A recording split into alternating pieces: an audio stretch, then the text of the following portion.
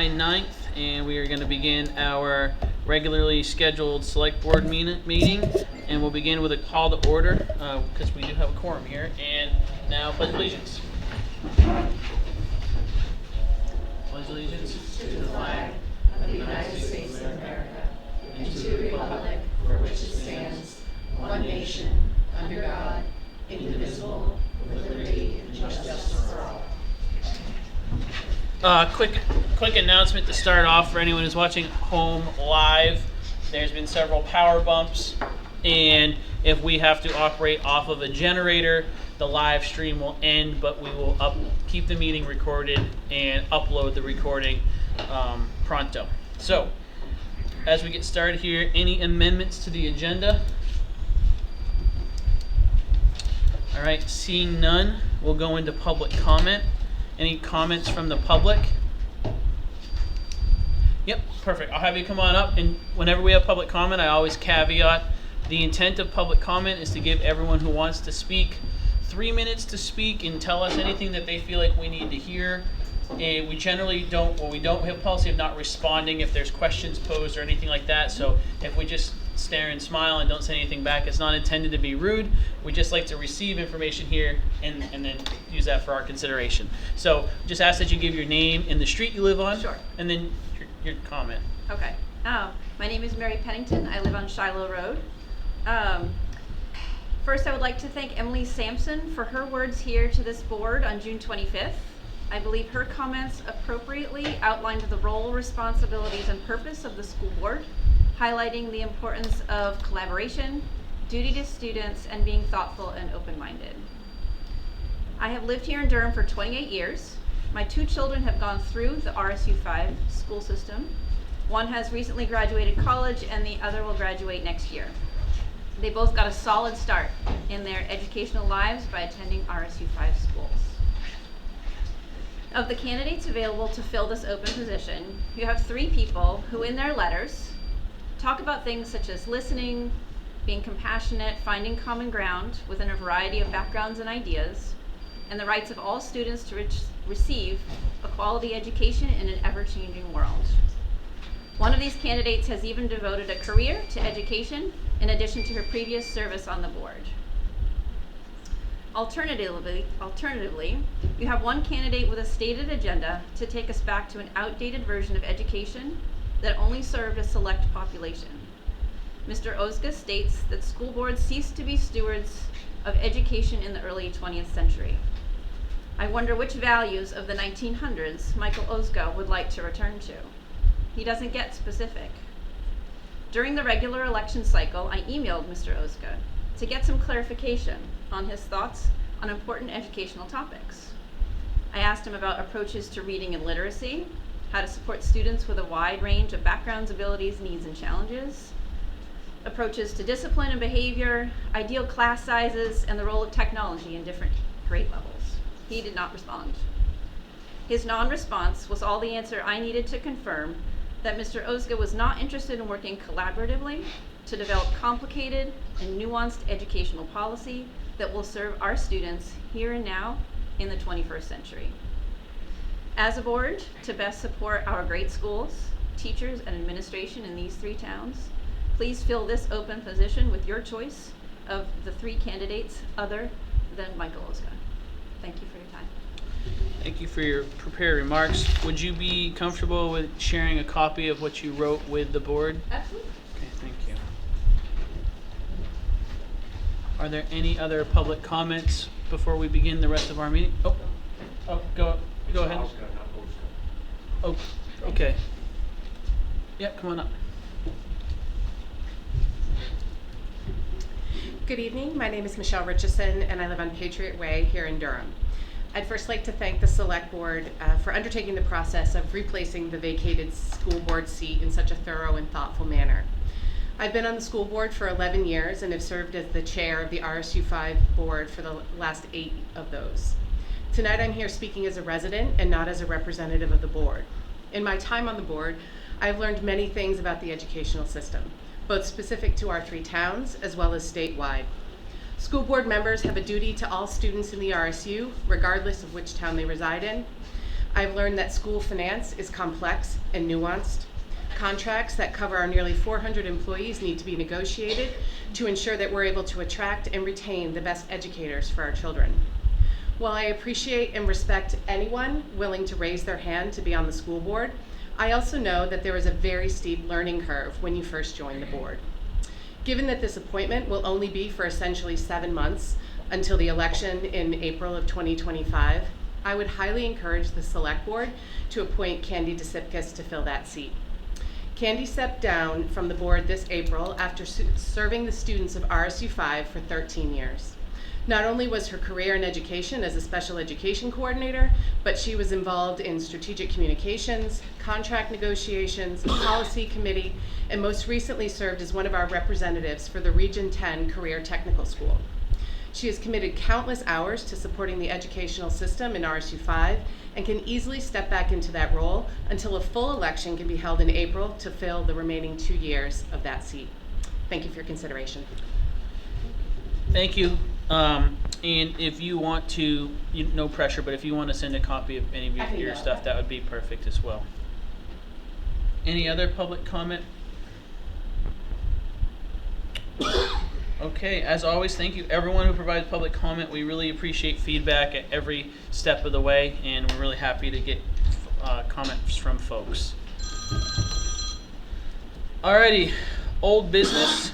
I don't have any old business on the agenda. Jerry, did you have anything? Anyone else have anything for old business? Just as you can see at the bottom of this agenda, we are doing a workshop to discuss fee schedules after our regular meeting, and that's kind of what would have been put in old business because we tabled that discussion.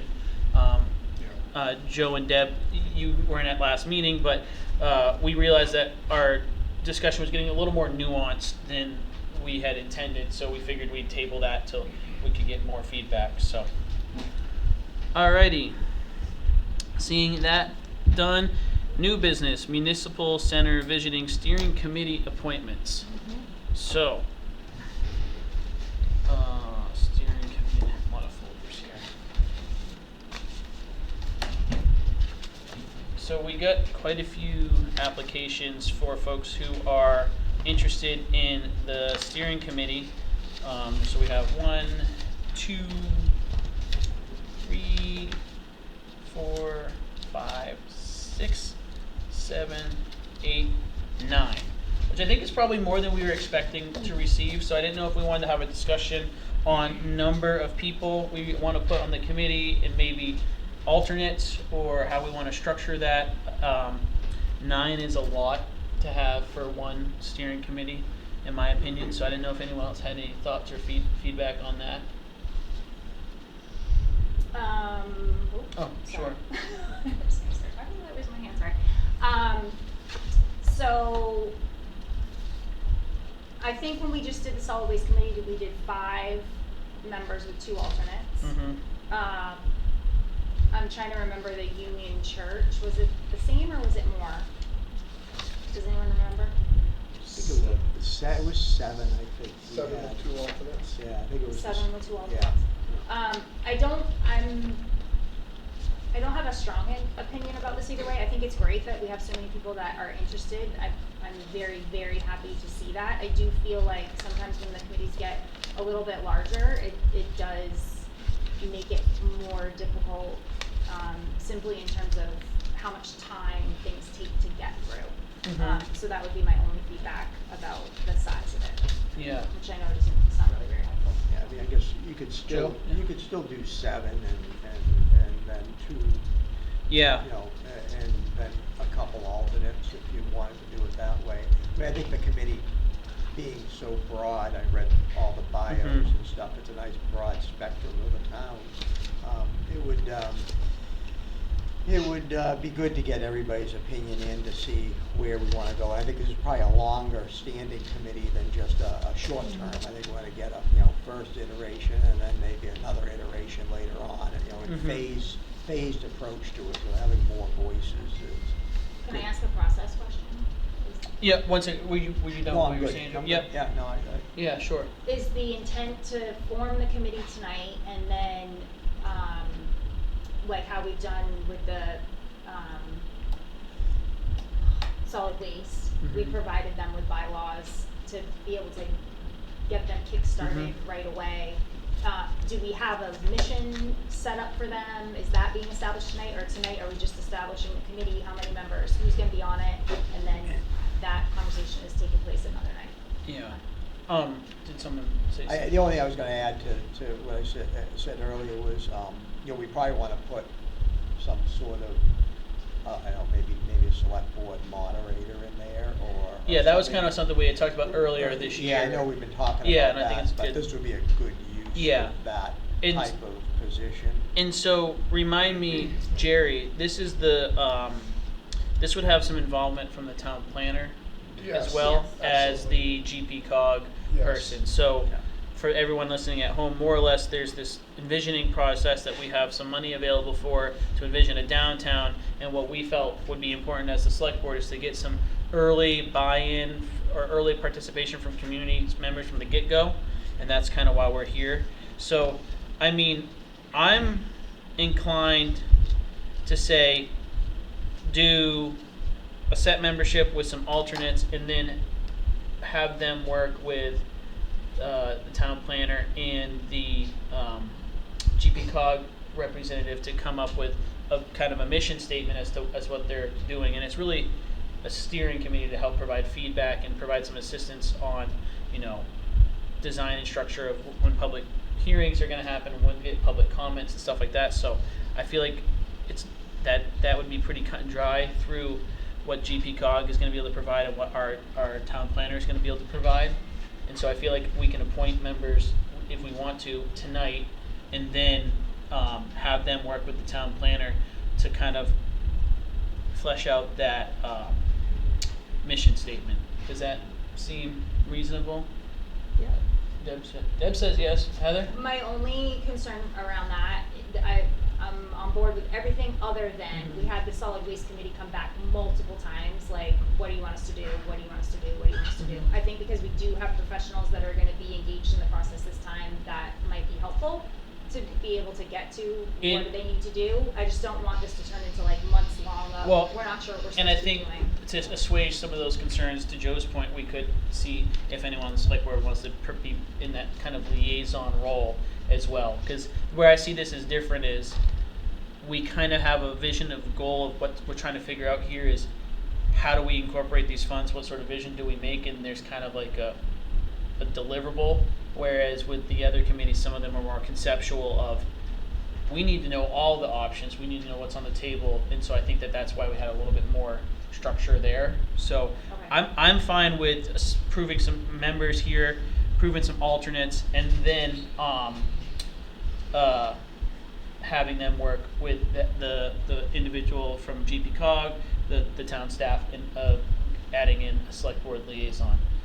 I'm not going to volunteer for the select board liaison position because I don't have the capacity right now. But one thing I was excited about seeing this here is oftentimes we get a lot of like the same folks interested in stuff, and there's a lot of new names on here, and so that's really exciting.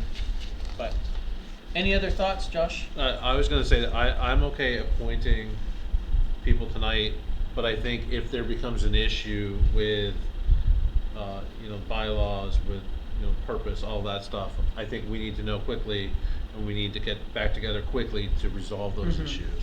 So as long as the 5 of us are willing to commit to that, if they need help, we put that on the next agenda, I'm okay with that, because I do think it's important for them to get started and do that quickly. Mm-hmm. Because I know GP-COG, I can't remember his name, but he, I think, went out of his way to sort of help us and do this, so I. Yeah. So we've got 6 names that are new to me. I haven't seen these a lot on boards and committees. So my thought process is maybe going with them as set members, and then adding in the other folks as alternates, or bringing, going 7 and 2 or 6 and 3. I just like to empower people who want to get involved in the community to be able to do so. I don't know what where you all's I have a thought are. question. Is it acceptable to approve them all to the committee, and at their first session, they can select 2 or 3 of the group as being alternates, or do we have to name that in advance? I'm trying to think of how we've done that in the past. either We've named the alternates in the past. Yeah, we usually name the alternates, so. Yeah. Heather? I agree with 6 new names, because we definitely wanna,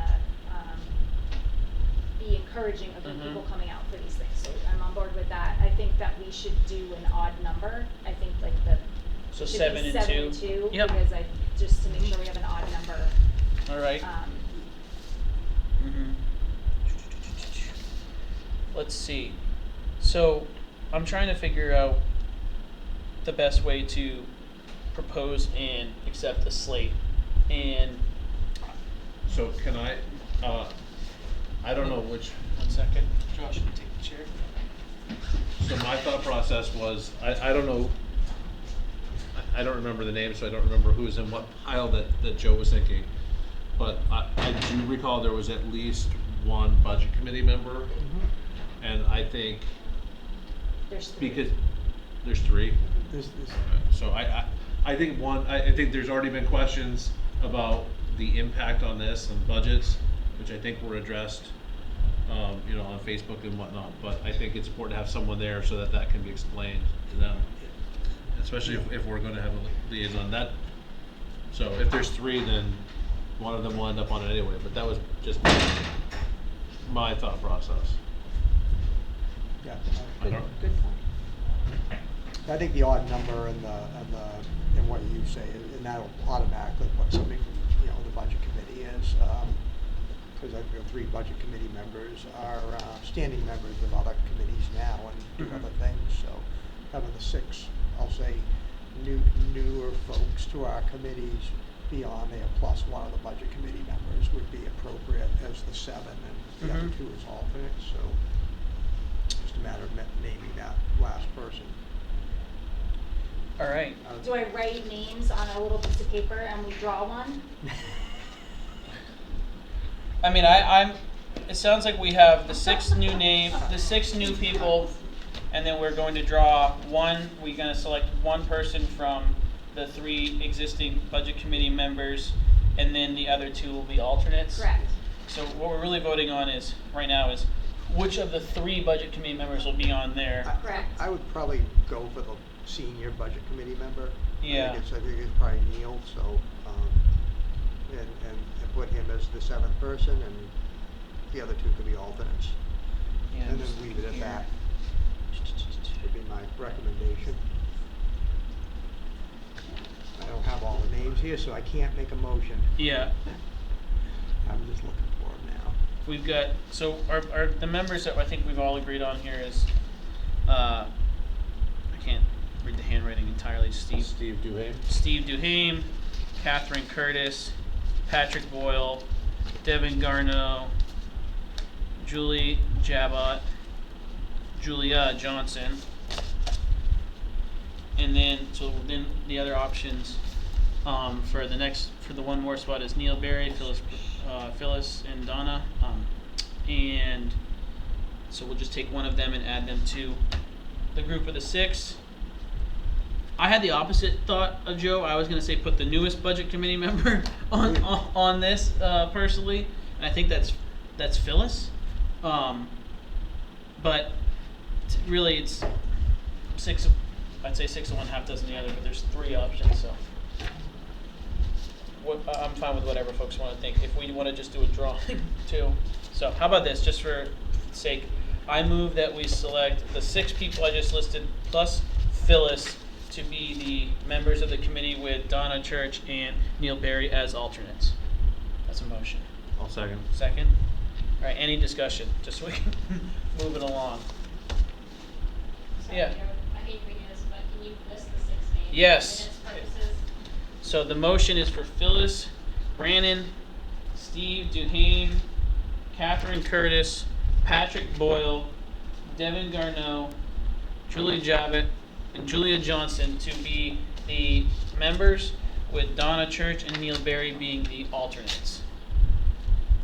And I made that motion. Who seconded it? Josh. Josh seconded it. And do we have any discussion? I think it's a reasonable way to go. Works for me. So, any other, no discussion? All right, all in favor? Any opposition? All right, that's taken care of. Let's see here. All right. So next we're going to move into the next two item of new business are pertaining to the RSU 5 school board and our selection of candidates. We're going to move into a question and answer with the candidates, any of the candidates who are present today. The intent of this is to get feedback in a public setting where individual board members can ask questions of their choosing to the people who are running for or who have applied for this office. The way the process works by state statute is after there's a vacancy, it's the select board's job to appoint somebody to fill that role. But just to go through additional public feedback processes, we decided to ask people to apply and show interest and then look at some feedback from them and ask some questions just to try to be more robust than we have to, just to get more and more feedback from folks. And so the question and answer period we're going to have here, I would just ask each member to come up and have a seat, and then we can kind of ask them questions individually.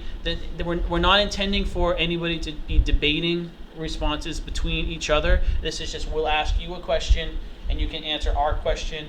We ask that your answers pertain to our question and not necessarily any responses you've heard before your turn to answer the question, just to make things move really cordially and move forward.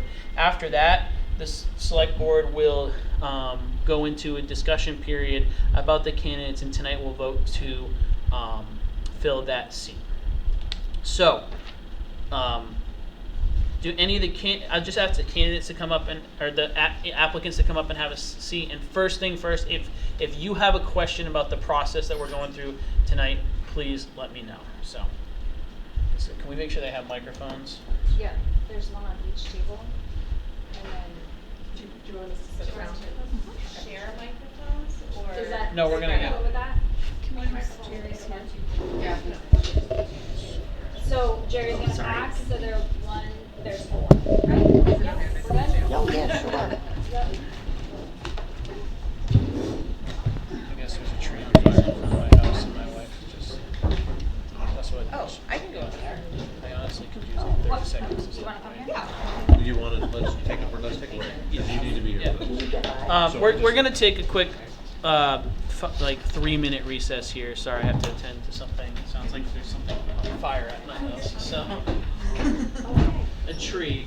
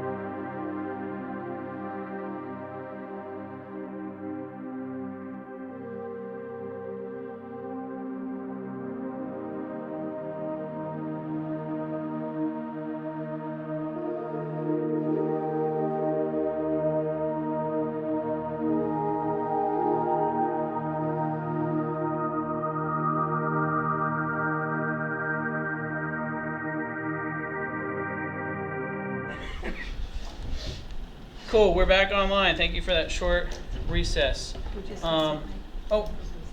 We're missing one candidate still. Just stepped out of the room. We'll wait for them to get back in because I did say 3 minutes. So.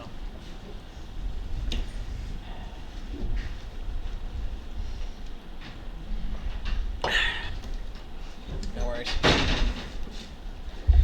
Perfect. So what I want to just start with off the bat is some of this might feel redundant because you've all sent us information already and we're already aware of it for you, but we're trying to be aware of the fact that everyone in town receives information a little bit differently. So some folks might be watching this and this might be the first time they're hearing these names or seeing these faces. So we just, if you feel like I've answered this already, we've talked about this, please put up with us for the next few minutes. So I would just ask that we start moving left to right. You just say your name, your street, and kind of why you are running for, why you submitted your name as a candidate to fill this opening. So we can just start left to right.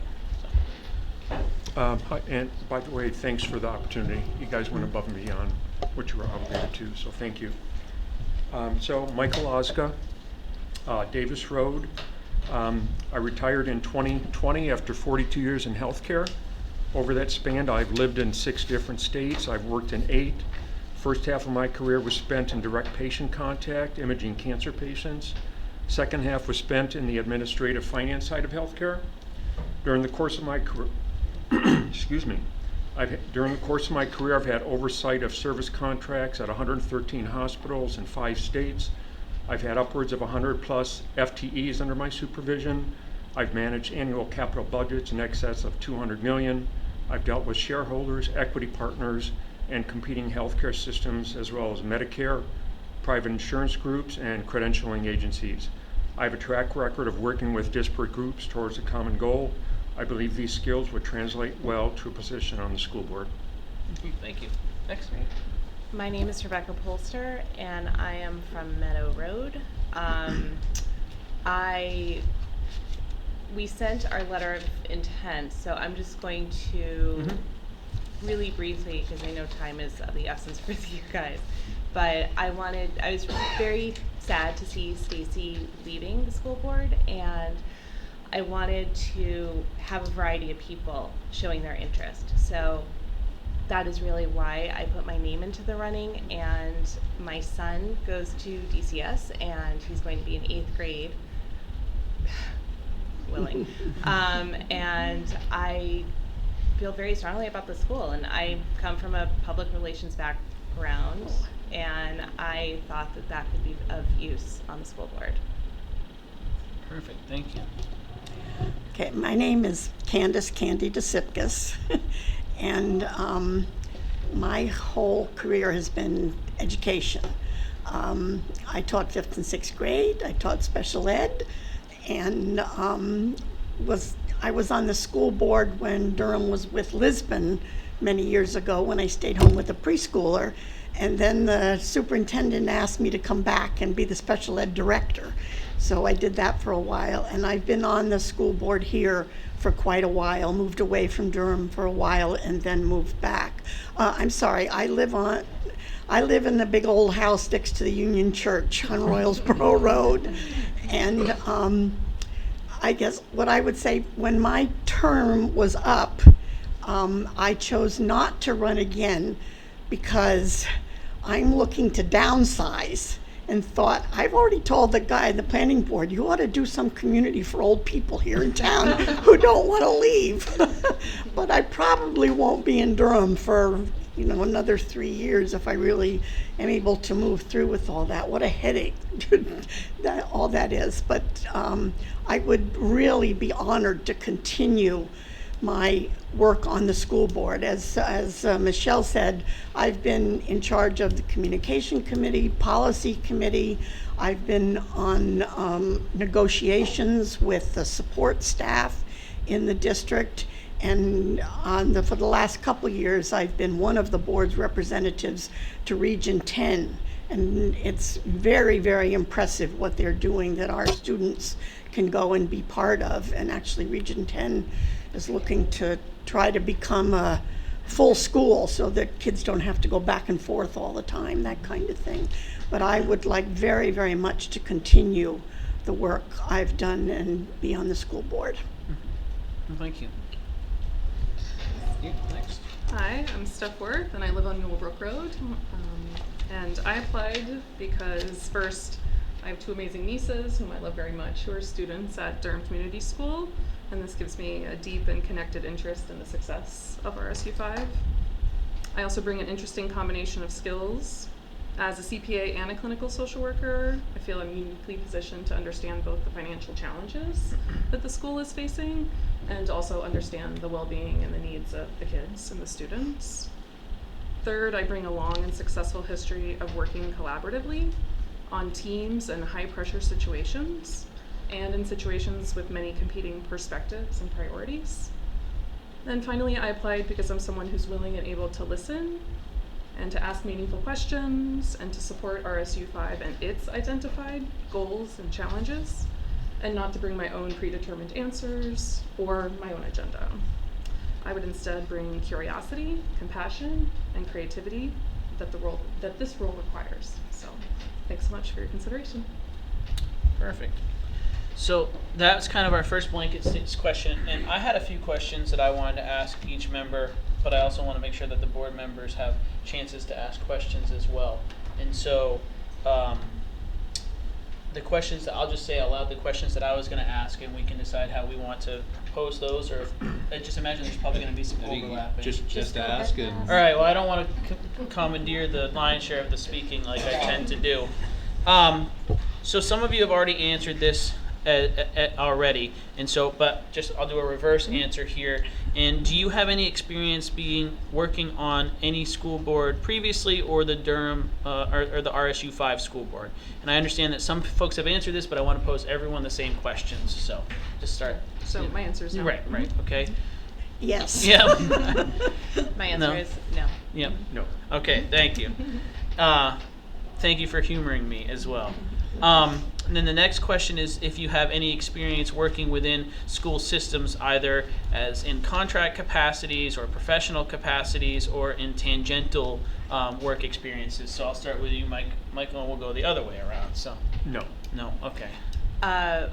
In terms of PTA helping out with school system? Yeah, or sure. just So for I guess I should contract start work? back. Pose the question is: have you involved yourself working in a school, or on a school committee, or on a school board, or in a school district, or in a business that's serving a school's needs, or something like that? So yes, that PTA would be something I'm looking for an answer. So. And the school itself, no. In multiple high schools, grade schools, and colleges, coaching wrestling, but Okay. nothing regarding. Yeah, no, but those are the education. sorts of things I'm looking for Yes. for feedback. So you've had some experience in a coaching capacity. Okay. Yeah.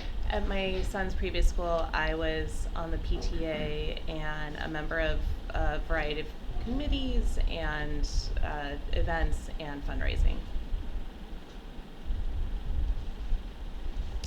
And obviously, again, I've had all Yeah. kinds of experience. Yeah. And as a parent, Mhm. yeah, and the community and the board and teaching and all of that.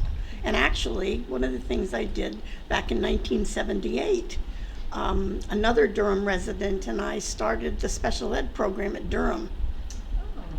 Yeah. Okay, perfect. Thank you. Yeah, and so my work in that capacity is through my contact with school social workers. So I often liaise and communicate with them in the work that I do with children through my counseling and clinical services. Okay. And I hope you all see I'm taking notes and nodding. I am listening. I'm not trying to be rude and look down. I don't know. Okay, so then again, some of the folks have answered it. What direct experience do you have with RSU 5, either parent, teacher, participant, anything like that? So. Sure. So my two nieces Mhm. are students at Durham Community School. Mhm. And again, parent, Sorry, teaching, Candy. school board. Just check the boxes. Yeah. My son is at DCS right now, Mhm. going into 8th grade. Mhm. I've got no family. I'm from out of state, Mhm. so I do have grandchildren, nieces, and nephews in public school throughout Michigan, but nothing in RSU 5. Perfect. Thank you. And my last question for now, and then I'll open it up to the board. Some of you mentioned this in your statement, and I know this feels repetitive, but we really feel like it's important to make sure all this is clearly out there for part of the public process. So we appreciate you entertaining our questions here. But my last question before I open it up to everyone else is, What do you think makes you qualified for this role? Whether that's professional experience, personal ethos, anything like that. So we'll just go back this way. To repeat what I opened with, I've got over 4 decades working with sometimes disparate groups, working with Medicare, private insurance groups, massive experience with annual capital budgets in excess of $200 million. And again, I believe these skills would translate well to a position on the school board. With that said, I think exercising patience would also be prudent. The drift from traditional education to where we started decades ago to where we are now didn't happen overnight. It won't be turned around overnight. And I'm under no illusions that one individual will be able to affect appreciable change overnight.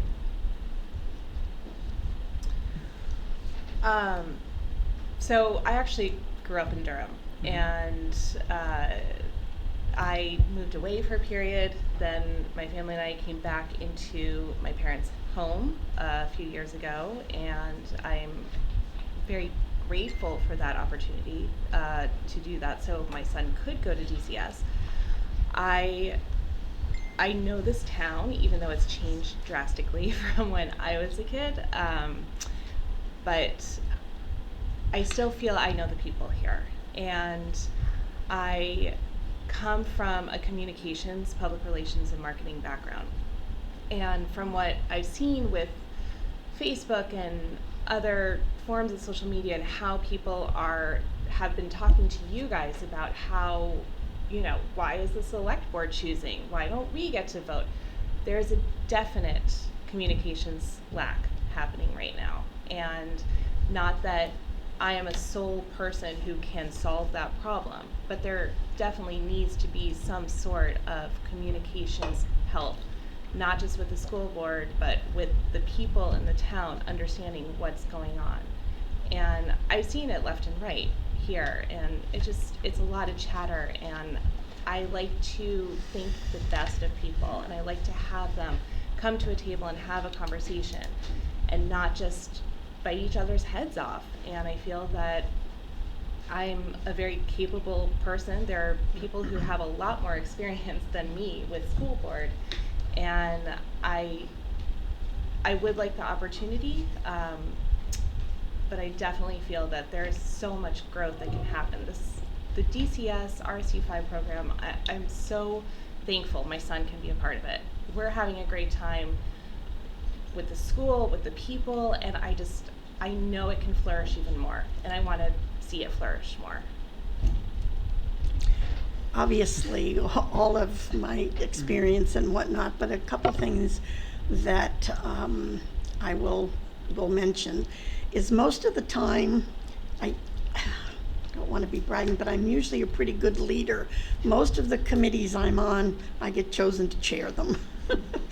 But the other thing I will mention, and this has to do with communication, which I've been teased about being too much of a person pushing that kind of thing, that I was the one who suggested several years ago now that the school board around the budget ought to be meeting with each town's select board and whatnot to go over that, to say, see it ahead of time, have their input, that kind of thing. So. Thank you. Yeah. Again, I have an accounting background and a social work background, and I think those are an interesting combination that could be really useful to a school board member. And also, I really hold strongly a belief that knowing and adhering to the roles and responsibilities of the role are important. And as I understand those, that's supporting the rights of all students, it's collaborating with other board members, and it's supporting the employees and faculty of the school. And that's how I would view my role as the most important thing to keep in mind. So, thanks. Thank you. And I did tell a little fib. I do have one last question, and then I will open up to the board. And just based off of today, is your intent to, if selected, or regardless if it's selected, would be to attempt to run for this role again in April? Now, obviously, you might say yes and then change your mind. You might say no and then change your mind. But based off of how you feel today, is your intent to hopefully run again when this becomes available. So we'll start with you. Yes. Okay.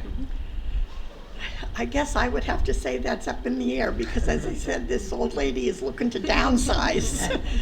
And that, unfortunately, might not be in Durham. Mm-hmm. Perfect. I think yes. Yes. Yep. Okay, perfect. That was a good question, Jen. Don't worry, we're not gonna hold it to you. Like, you said you were gonna run or not. I just want to. It's on the It's record good now. information to get on the record. So, Could all I, right. Could I actually add to that? If it's Sure. okay? Yeah, I would say yes, even if I'm selected tonight or Yeah. not. Okay. Yeah, Perfect. so, yeah. Perfect. All right. So I'll open up the floor to the select board members to ask some questions. I can either go question by question, or we can just go from one end to the other. And so, does anyone have any preference? All right. So anyone who wants to ask a question, I can just call on the members one at a time. So, any members have any questions? Or did I ask all the good ones? You did ask a good I guess so. I have one question, but I always go first, so I was trying to. Well, let that's someone why I else said maybe we go. That's start why we on all this. look at you. I know, and I'm So, trying to. how about this? Because I ask a lot of questions, you can ask a lot of questions, Heather. We'll get the two big askers out of the way, and then everyone else. I just have one question. Yeah. And I'm really gonna only ask one question. So my question is, please name one area you feel is the most important to focus on as a new member or of the school board. So which way did we just finished over here with Michael? So we'll start with you then.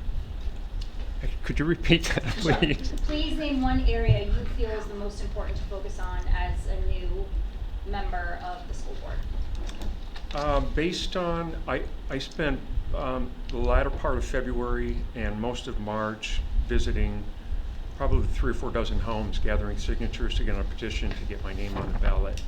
And my answer would be to that. I kind of summarize what I heard. Some of this is verbatim, some of it is paraphrasing the teachers. Most of what I heard from all of those parents and or grandparents was the number one issue was restore education to its original mission. Reading, writing, math, history, geography, grammar, moral instruction, civic virtues. That would be the number one. And that was number one with most of the people that had complaints and that were willing to sign my petition. Thank you. Thank you. I would like to be focused on curriculum as well. I think that's similar. And also strategic planning for organization and how the school system moves forward with planning and the future. Perfect. Thank you. Well, it's hard for me to say one thing. Obviously, the budget is a big thing, but just to follow up, I would also be looking at curriculum, and I know that recently there's been a focus on doing more for the social emotional development and support of students, which in this day and age is pretty necessary, but the curriculum business, and I could name several more too, so I'll let it go at that. And the strategic planning that was mentioned, the school system has a strategic plan. So I would say curriculum that prepares students for a very rapidly changing world and working world that looks very different and is changing quite frequently, while also paying attention to the tension that pursuing that can create with taxpayers and looking for creative solutions where we might be able to do interesting and new and unexpected things. Mm-hmm. Perfect. Thank you. Thanks, everyone. Thank you. Does anyone from our board have any questions before we move into a discussion period? I have a couple comments and a few questions. My name is Debbie Oliver. I'm new to the board this year. So, one of my missions is I want to listen to the community, and we had put out a solicitation to tell us who you think is your candidate. And we did get a lot of response. I was surprised, actually. Yeah, we were very happy. I was very happy to Yeah. see the level of response, and our effort here was trying to show that though we were handed a process that could be very much all on us, we did want to get this sort of feedback, and I just want to publicly thank. We got a lot of emails, and we got a couple things in the mail. We got some things dropped off at the town office. So yeah, I just want to echo what Yeah. Deb's saying. So I would just like to thank all of you very much for taking the time to, come in and put yourself out there and make your profile. I did a lot of studying up. I was listening to all this email and back and forth. And the one great thing about the world is everyone has an opinion. And in Durham, we are relatively split. We did a lot of letters of support for you, Mike. Many people felt that just based on policy, a certain person should be selected. We ran a campaign, it was a very close vote, and based on that, we should just have you come in and take the role as the second tier as the next person. Other people had a similar philosophy of policy, whereas there was a strong message sent that a write-in candidate came in and was able to beat out a person who did a whole bunch of legwork in advance. So I thought that was interesting that we had both of those scenarios come to us as we were deciding and prepping for this session. And I understand both situations. I also want to say to Michelle, as the chair of the school board, thank you for your service, number one. I hadn't given a lot of thought of I haven't put a lot of energy, I think, in this is more like a temporary role. The citizens our residents, Durham residents, will ultimately decide in a handful of months of who the long-term person is. So I appreciate the fact that you're bringing up the fact that one of our candidates can step in and just move and go and create influence without a lot of, onboarding type thing. But in addition to that, I also feel that why not start tomorrow for someone new, right? And that there's a lot of key things that you can prepare for as the new board comes on in a handful of months where other new boards or members are selected. So I already got a lot from the questions that were asked today, from the emails and what people said, from the community comments. I thought, were interesting. As much as support mail that we got for you, Mike, we also got a handful of mails that said, and I'm just gonna, be clear here, anyone but you, that we really did not feel that we heard a message of collaboration and understanding and empathy and that type of thing. And it may just be that you have a different style, different communication style. But we did hear of some examples where people had reached out and whether they got no response or were not happy with the tone of the response. And to me, there's some red flags there that I'm just going to be honest are linked to that. My children went through Durham Community School and Freeport High School. They're grown now, but I feel one of the biggest things, and I'm a manager, work with a lot of people, is your ability to communicate and collaborate and understand and seek to understand people's positions. Michelle and the school board have a huge challenge every year. I mean, every time we go through the finance piece, that's only one thing that I hear about. I don't even get involved with the curriculum. But I think the ability to work with others, to be collaborative, is a key point. And it's clear that, in some of your responses, you have that. And that's a good thing. That's a good thing. So. Thanks, Deb. Those are my comments. I have some comments as well, but if we don't have any more questions, I was going to let the candidates sit back down too. So, does anyone have any questions for the candidates? Because if we want to, if we're going to move into the comment section, I think we could just probably close this question and answer section and roll off of Deb's insight right there, which is much appreciated, into a further discussion too. So, does that work for everyone on the board? Cool. Well, thank you all for the questions, and we'll go into deliberation. Thanks for kicking us off, Deb. I appreciate that. Sorry. No, you're 100% fine. I just don't want to make everyone sit up front if they don't need to. So I have some feedback too on what you just were saying, Deb, but I want to open up to the board first before I chime in. So does anyone else have some comments to get us started? I see some almost comments over here, so we can start with this end of the It's- table. I'll just say it's nice to have 4 people interested in the position. It's a lot to think about. Mm-hmm. Because I think what that went through is a lot of sort of the same thing that I went through. Mm-hmm.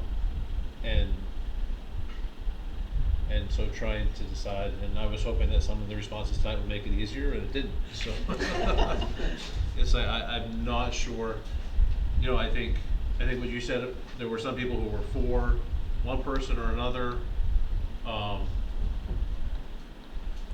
but I don't necessarily think there's really a bad choice, so I feel. Joe, get some comments? Yeah, I'm just trying to see here. So I think, I think we've heard a lot of input from various outlets indicating that, why doesn't this go for a vote? And so I really do think that this, I encourage all 4 candidates, their resumes, what they've written up for us are quite extensive. They all have very good input to where they'd like to see things move. But I do think that, the underlying feeling is that, having this go back out for a town vote in April, I encourage everybody who came here and sat here to pull their paperwork in January at the appropriate time and get those signatures in and get on to, get on the ballot. I encourage you highly to do that.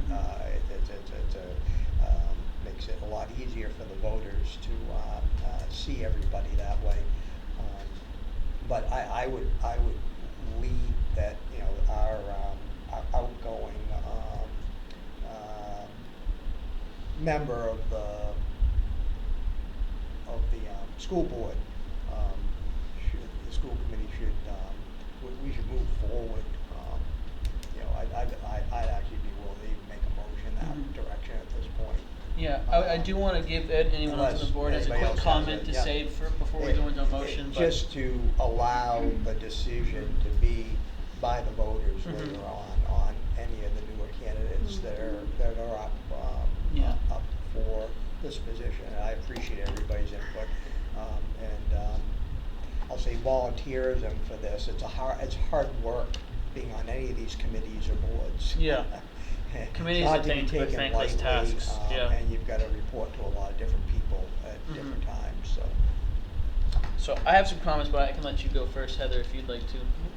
So I just wrote down a couple of things before I came to make sure that I touched on them. First of all, and I think that we've all expressed that we're so thankful that people are stepping up to the plate and coming forward and are interested in this. It is a thankless job and an important one, and so I get the sense that all of us are very appreciative of all of you being willing to come to the plate.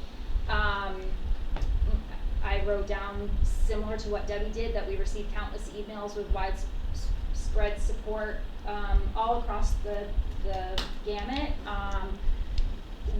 One of the things that I think is really important to say publicly is that many of those emails stated that the voters' opinion and that their vote should count. And so that echoes what Joe is saying in terms of putting this before the voters. This process, one person even went as far to say is that the select board choosing to do this way was a disenfranchisement of voter rights. And I just want to make it really clear that this is not a process that the select board is choosing. This is a state statute that is required of us as a way to fill this vacancy. And I think it's really important that everyone knows that we're following the process that's laid out before us in state law. We're actually even enhancing it. Yes. With this much public participation. And so those, aside from, stating which way I would like to see us, what direction I would like to see us go in, those are the comments that I think I'd like to make and have on the record as Mhm. making sure that that's very well known, that this is not our process, that this is state law that is putting this process in front of us. Thank you, Heather. I want to make a couple comments before we open up for a motion. First off, I can only speak for myself, but I think the whole board would agree that this is not a responsibility we took lightly, or are taking lightly, and I hope we're showing that through our enhanced public involvement process and sometimes repetitive questioning sessions for some of you all. But I think we really wanted to be thoughtful and open-minded on how we proceed with this, and I think we designed a process to do that. With that all being said as well, and I'm happy that we're getting so much good responses, is what I'm trying to say. To go with what Joe was just alluding to, in my mind, our responsibility here is to fill this position quickly and in a fair way, and in a way that we think best represents the voters and what the voters asked for. And so I'm leaning towards selecting a candidate who is going to fill a role similar to to what the voters have selected previously. And when I look at that, the previous person who had won the election, obviously for unexpected personal reasons, had to step down and move. But we do have a candidate who has been elected or an applicant who has been elected by the town repeatedly in the past. And in my opinion, with points being made that this role is going to need to hit the ground running, it's only going to be for 7 months. What's that? 6 or 7 meetings. It's not a ton of time. My hope would be to roll that to just get that role filled quickly with someone who can hit the ground running, and at the same time knowing that 3 candidates 100% said, I'm interested in running again in April, and 1 candidate said, I'm interested in using my experience to fill in until we run in April. To me, it seems like a fairer way to appoint that candidate and say, give the voters the choice, rather than picking someone now and have it show us as a board giving someone as a leg up to run as an incumbent if they wanted to next year. And so these are the things that I've been trying to think of really, really deeply. And to Josh's point, the great answers everyone gave us tonight don't make it easier, because there's no one who's saying anything that's saying, don't pick me, But I'm leaning towards what you were saying, Joe, as well. Is I'm more inclined to going with Candace, and I can't say the last name, so I apologize. Candace DeSipkis, because I think that we're showing the voice of the voters, and we're also selecting a candidate who may not be interested in running again, and then that gives the voters the choice to make their voice heard again in April. So that's my thought process on this. I'm open to any more feedback from anyone else. That's good enough reason for me, and so I would move that we appoint Candace DeSipkis to the position. I'll second that. Jess, did you get the motion in the second? Yes, I did. Okay. Any additional discussion on the motion? I think it's reasonable logic, for sure, because when the election comes, then the 3 remaining candidates will be on even playing ground, and Yeah. the voters can then vote. Yeah. And there's a fair amount of background that you need, so the 7 months is probably not enough for somebody to really, Yeah. get up to speed. Yeah. So this would keep the board running as it is Yeah. today. Yeah. And into another year, and then Mhm. start Yeah. start fresh. Yeah. I think That's it's fair across the board. Yeah. and that's my thought process on, and I'm glad that motion was made. My thought process on this seems the most fair and equitable to me, without giving anyone an apparent leg up should they move forward later in April, and also being responsible to say, what did the voters say at the last election, in their choice, and what we have in front of us for choices that meet a similar style to that candidate. So that's my last discussion point. If I'm not seeing any more discussion, I'd move into a vote. And so all in favor of Candace? Any opposition? All right, seeing none, congratulations to Candace for her selection. But I also want to say I greatly encourage this much turnout for applicants come April, because an open-minded, diverse array of opinions is very important when we're trying to have someone represent our community, and we really hope that we get this much applicants. And if you don't get picked, there's always other ways to volunteer on boards and committees in the town of Durham, and we are always open to that as well. So, thank you. All right. That is the rest of new business. And now we can move into the manager report. Yeah, thank you. Can we just turn those microphones off real quick? So just cut back on. Thank you. Yeah. Thank you all for coming in. Thank you. Pull your paperwork. Yeah. Everybody pull your paperwork. No one's here for the rest of the meeting? Ah.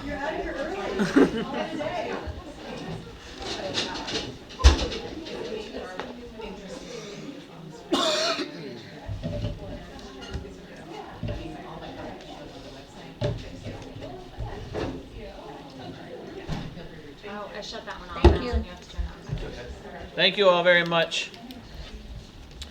All right, manager report. Yep, thank you.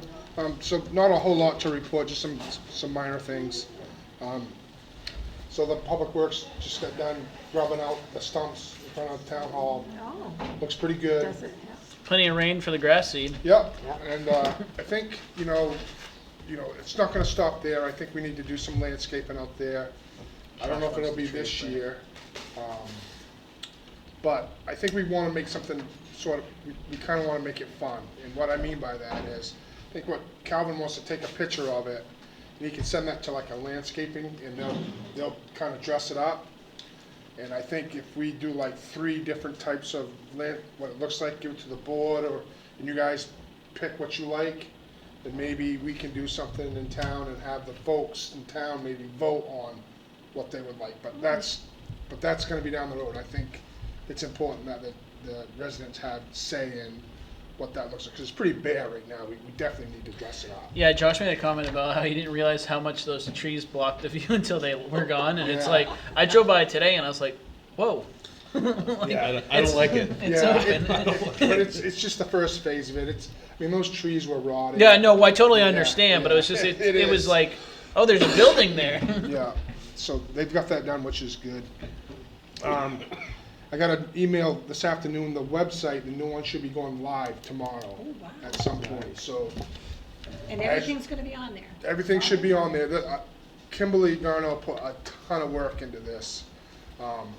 But anytime you switch and you move over, that doesn't mean there might not be a snafu here or there, so. With software, Sure. you think it's gonna work So perfectly? I would ask. It's not a every- one and done approach. I would ask everybody, just be patient a little bit, but I think it's not gonna take you long to get used to it, and I think you'll like it. I know from an administrative side, it's much easier for Kimberly to work and operate, and the company that we're using, they're just awesome. They're very responsive.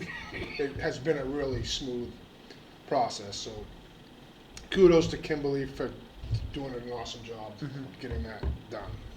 So that's that. Along with that, the other day, last meeting, I mentioned push notifications and wanting to do that. I still want to do that. I don't know if you've all thought about that much.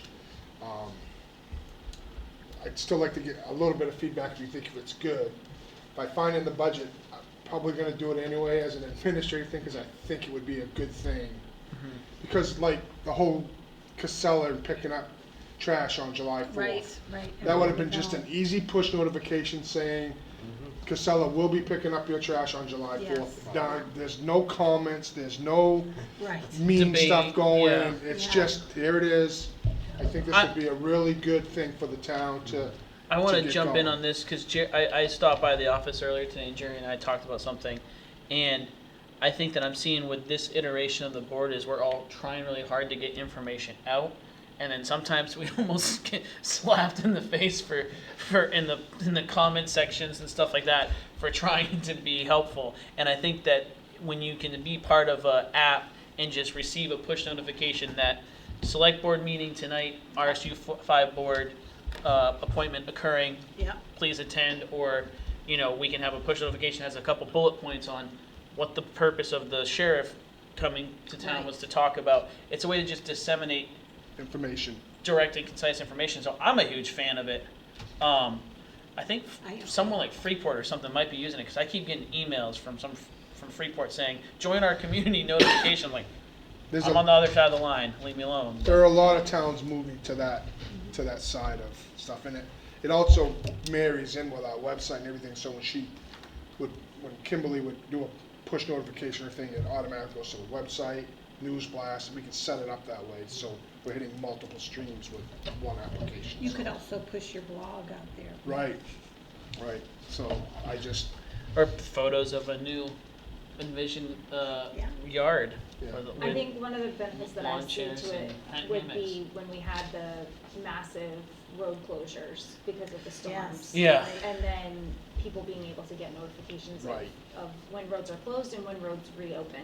Right. I think in terms of safety, I think Well- it's a worthwhile. I think of it too for like warming and cooling Yeah. stations as well. anything that's going on Yeah. in town, we can push it right out. Okay. It's like a modern day town crier. Yeah, so we're now halfway through our budget. And so in the next month, we're gonna have Mark show up, we're gonna go through the budget. Part of a checkbox that I have to check as your manager is to keep you updated on your financial status of the town. I don't know how much of that was getting done in previous times. I know I haven't done a lot of it since I've been here because we're trying to get the budget all straightened out and we're there. So I think we need to look at that budget. So as we get into the budget season, because we're halfway through it, we're gonna be having to talk about different budget items. I think it would be important for the board to understand the trend of our budget now and where we're headed in certain lines and why you might see increases in the next budget. When you So- say we meet with Mark, do you mean you and Mark, or No, Mark meeting with us? Mark's coming Okay. to a meeting and we'll go over the budget and I'll point out some lines that are going over and the reasons why for him, just to keep the board updated on your financial matters, okay? All of the contracts that we have signed with reevaluation, the legal services and solid waste, they're all signed, they're ready to go, we're done with that. The question that Kristen Collins had for me is the board interested in kind of like a meet and greet to kind of like talk about these services and the expectations and that? I can chew on that a little bit. I would recommend it, just to kind of get to know them, and I think we need to have a little more relationship with our attorneys than we've had in the past. Just, when ordinances get written and stuff, they really probably should go and get reviewed by the attorney before they hit the town meeting.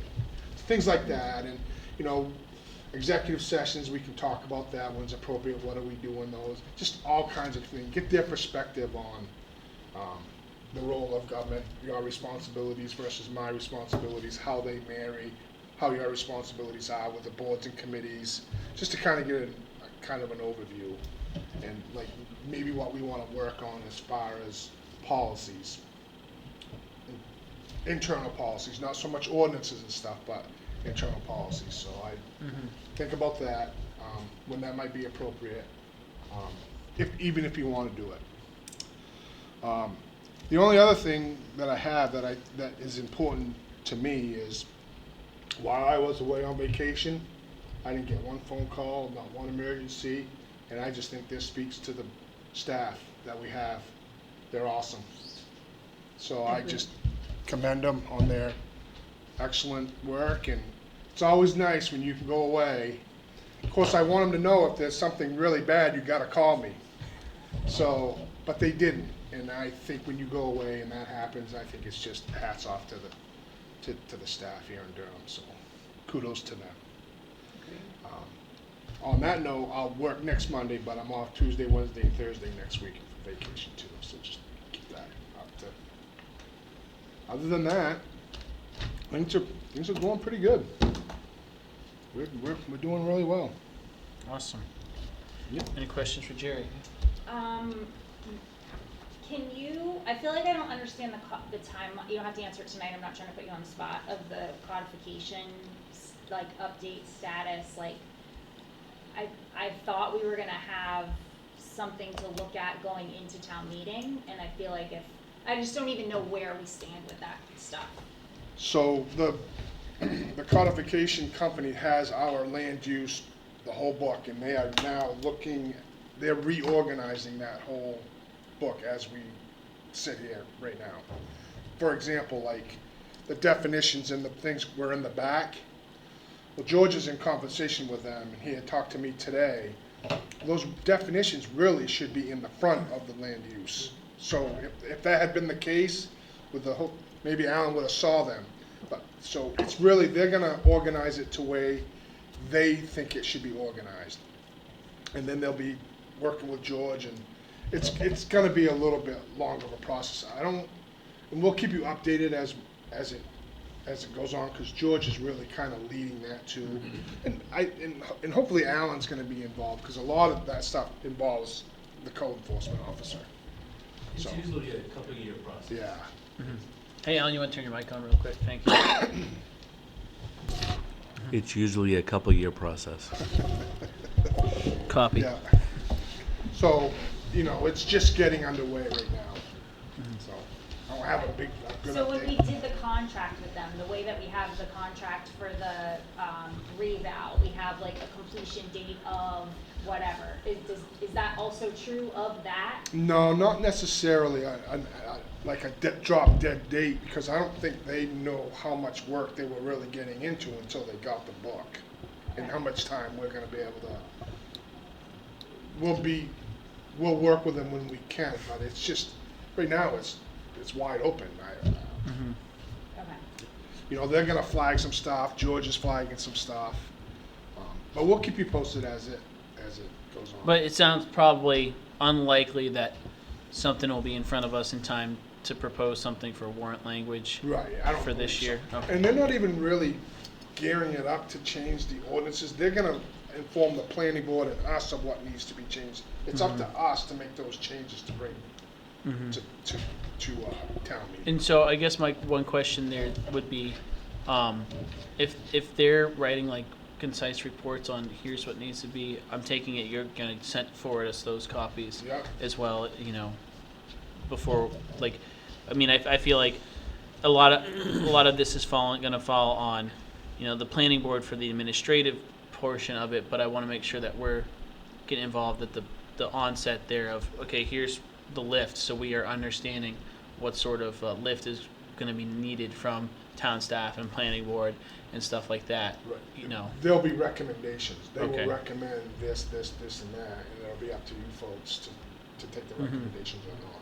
And work Perfect. through it with the planning board and George, and if it has to do with codes. And so it's going to be a collaborative effort. That's what this is really all about.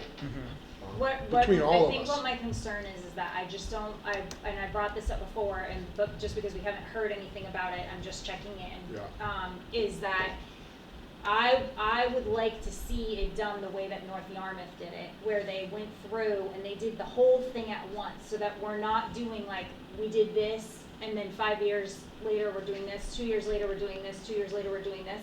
It's the whole thing, right, gets done, and then we update as laws, like state law changes, or, that type of thing. Like, basically press the reset button. And so I just wanna make sure that is, number one, still the intent. And my understanding was that originally, they were going through the entire thing, making it compliant with town manager form of government, because some of our ordinances are currently not. And also that they're telling us where the discrepancies are between state law and what we have as ordinances. Yeah, so the town manager form of government is more policy, not so much ordinance stuff. It's more of a policy. Yeah, but isn't there like elements in our ordinance where it's referring to the select board doing things that the town manager should, that actually does? Because like we had that conversation about like violation of like stormwater or whatever. Somewhere buried in our land ordinances, the select board should be notified, but we now know that that's not how it goes because we're in a town manager form. And so that's where I was under the similar impression as you, Heather, is that's where they were going to be like, you know, now that you've switched to town manager form, this is superseded by the state law. I think that's more in policy. How many times do you, There are instances absolutely like that. Right. That they'll note and we'll have, it'll be up to us to change it, but they'll flag that stuff. Yeah. Because of a town manager and select board. Yeah. Okay. So- but like in the personnel policy, it's all select board, no manager. Mm-hmm. Yeah. You know, like who Right. reports to what, and who does what. But who they're does going to this. have a recommendation there on how to Yeah. fix that, or just say this is wrong. You mean in the In the personnel policy? policy? No, in the codification. Oh, sorry, that's not. They're just looking at land use. My bad. Right, right. Yeah. Okay, we Yeah, can move that's on. two separate things. We can move on. I just, Okay. I'm just trying to get an understanding in my mind of what the timeline for that looks like, and that it's all happening and not getting like this section, this section, this section, this section. Right. And we can have those conversations as we move, and if we can do it all in one thing, that'd be wonderful. The first thing I think they're gonna do is they're gonna organize it and they're gonna say, this is how we think you should organize it, Right. what do you think? Right. And you have to take a look at the bigger picture. Don't worry about the details. The bigger picture, is this easily understood? Does it make sense, logical, blah, blah, blah? And then boom, then go forward with that one. Okay. And then they start looking at individual things, and I think they're gonna feed it to us in packets. You know, Okay. they're gonna feed us this much. Here's some stuff, this is a lot of stuff, you guys gotta chew on Right. this and tell us what you want us to do. Right, and the way And that then- North Yarmouth did that is that they put that stuff up on their website, so that residents along the way had the ability to look and to see what red lines were happening, this, that, the other thing. And then when they went to their town meeting, after all the packets had been given and all of the edits had happened, they went and they pressed the reset button all, on the whole thing, all in one year. Yeah. And if that's gonna be the case, my guess that will be the 2026 town meeting. I don't know if we'll be ready for 2025. Okay. And Alan went through this process in Mechanic We're only Falls. 6 months from that, and this is not Right. a 6 month. Okay, we Right. can move on, Yeah. we can move on. Mechanic Very Falls fast. took 3 years. They just went live last year. Okay. So it took them 3 years to get through their codification. Okay, thank you. Anything else, Jerry? No, that's all I got for you for Cool. today. Board member reports. Anyone have anything they want to bring up? Heather? Quickly, I wanna make sure that we're closing our loops, so, and I don't know how to make that happen, I don't know what the right way to handle that is, but like, we had the conversation about what our goals as a board would be, we did our goals for the other boards, we were talking about our goals, and now we're into our July, I know we've had a lot on our plate, but we never closed that loop. The fiscal year conversation that came up, and like we started to talk about that might happen at the next town meeting, and so like that feels like a loop that's kind of like out in there, and we need to close that loop, so, Well, I don't know what the best way is to make sure that we're coming back to those things that we kicked, but I just Yeah, don't want it to you're- turn into like what happened last year, where Yeah. we just kicked it, and then it didn't happen. Your comment here, actually, ironically, I was going to say something about that in this section here as well. I was just going to say that I am happy to see we've moved forward on like things like the sheriff stuff like that. And thank you, Josh, for helping coordinate a lot of that stuff with getting the sheriff in and talking stuff like that. And you know, I know that the fee schedule thing was important to you, Heather, and we're moving forward on that. And so I just wanted to make sure we use this board member report section time to identify what's the next thing. Is there something, Joe or Deb, that either one of you are passionate about that you'd like to see us move forward out of that sort of thing that we can start putting on an agenda? You know, because what I'm thinking, that Jerry and I are trying to meet to plan out agendas 3 or 4 meetings out, just a rough idea. And right now, the only thing I see on agenda for us going into August is some more having the Union Church or the Durham Historic District Commission come and speak with us about their proposed things. We're going to send them an invitation for August 10th for that. August 13th? Sorry, August 13th, I keep Okay. saying the 10th. But other than that, what I'm saying is if there's something on that list, I wasn't at that meeting and I can't remember off the top of my head what was prioritized. If there's something on that list that you think we should be putting on. No, we didn't go through it because you weren't Okay. here. We decided that night that we wanted to wait for you. Okay. Do we want to go through that? What day is today?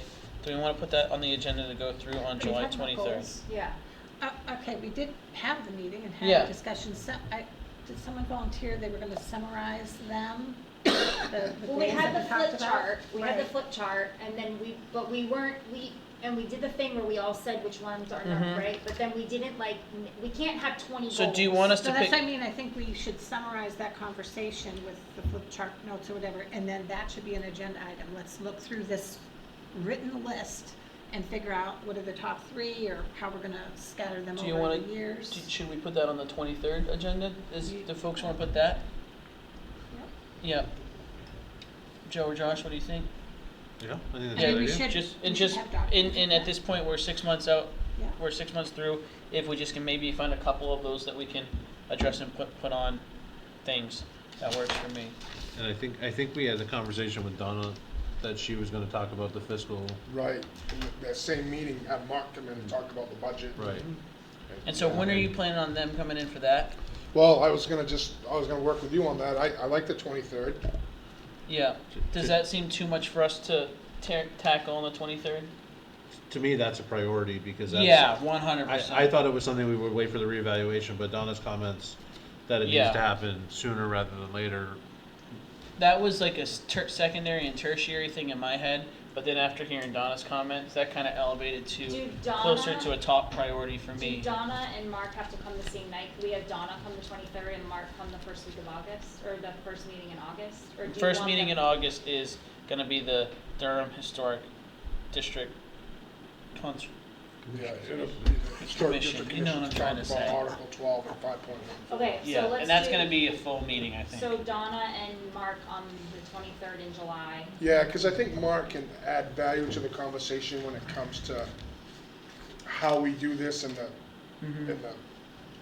the way the audit works and the whole 9 yards. Can we just do that and our goals and have that be our agenda for that I'm night? I'm fine with putting that as long as you all think that that is a manageable meeting. Yeah. I think so. Okay. I think it would be okay. I think especially if we do Deb's suggestion where we summarize ahead of time. Summarize gonna the- do that I'm summarize? happy to do it. Okay, because So We we'll, have the charts. I'll take pictures. we'll do of it. Donna and Mark first and have the financial Yeah. conversation first, and then we'll get right into the goals on that Okay. meeting. And what's our next step with the law enforcement proposal? I mean, we had So- good session there. yeah, I think that my thought process was this is a hot button issue, and It's all about taxes for everybody. and then the question that we would have is, as a board, we could do several things. We could say, not right now, let's think about it at a different date. We could say, yeah, we want a budget for it, let's go through with it. Or we could say, hey, let's get the town to vote on whether they want us to pursue this further, because we have a election in November that's likely going to have large turnout, and then if they say yes, we can then put it through the budget cycle between November and the end of the year. I guess we have to decide So- on how we want to do that. Do we want to say, we're not going to pursue it any further based off what we know, we're going to definitely put it on the budget for it right now, or we're going to ask for more feedback? Okay, so I think what you're saying is the next step is we need to put the item back on an upcoming agenda and list the options that we have and decide what it To is we me, wanna this do. completely fits within what we're saying we're gonna do The at the next meeting 23rd, with yeah, the goals. let's leave Yes. that on the This July, was let's the do goals. that July 23rd as well. I don't think we need any outside feedback at this point. We have what we have here, and we're just deciding on a process, so. It is definitely on the flip chart, so it will be one of the things, and then Mhm. we can choose at that meeting how we move forward with it instead of having a conversation tonight. Is Perfect. that Josh the and same? Joe sound good to you too? Yeah. Perfect, cool. So we just developed our 23rd and our 13th agenda for, Good. perfect. All right, So just to be clear, on the 13th, that's all you want is the Article 12 and 5.14? yeah, discussion? because I'm guessing there might be some action items that come out of our July 23rd meeting, so we could always add that on if we think we'll have time. But right now, all I see is having time for, Okay. I just want to make sure we're putting enough time. All right. And just selfishly, I'd like to do some of this stuff in July and August because I will be out of the country August 30th through September 19th, so I'll miss, and then another trip, so I'll miss September. And so if we can get things moving. I know it's crazy to be talking about our September schedule now, but The July meeting, the next one, did Yep. you have stuff on that you wanted? on That's there? the July, That's the 23rd. that's the 23rd. That's the goals. Oh, And And- the 6-month update from Oh, Mark I thought that and was Donna. the 23rd of. That's July 23rd. Oh, the July 23rd? Yep. Okay. Is that 2 weeks enough turnaround time for them? Well, I was hoping, so it might be my miscommunication. I was hoping to do that the last meeting in August. You're still gonna be here, right? Yeah. Because we need to give Mark time to do the reconciliation. Okay, so do we, in that So I case, don't- how about we just do the law enforcement and goal discussion on the 23rd? Can you prepare Yeah. the document necessary before that? Then on August 13th, it'll be the Durham Historic District Commission and any layover items from Okay. the 23rd meeting. And then on August 27th, we'll have, Donna and Mark come the in. only issue I see with that is talking about fiscal year before we set our goals for the rest of the year is valuable to me.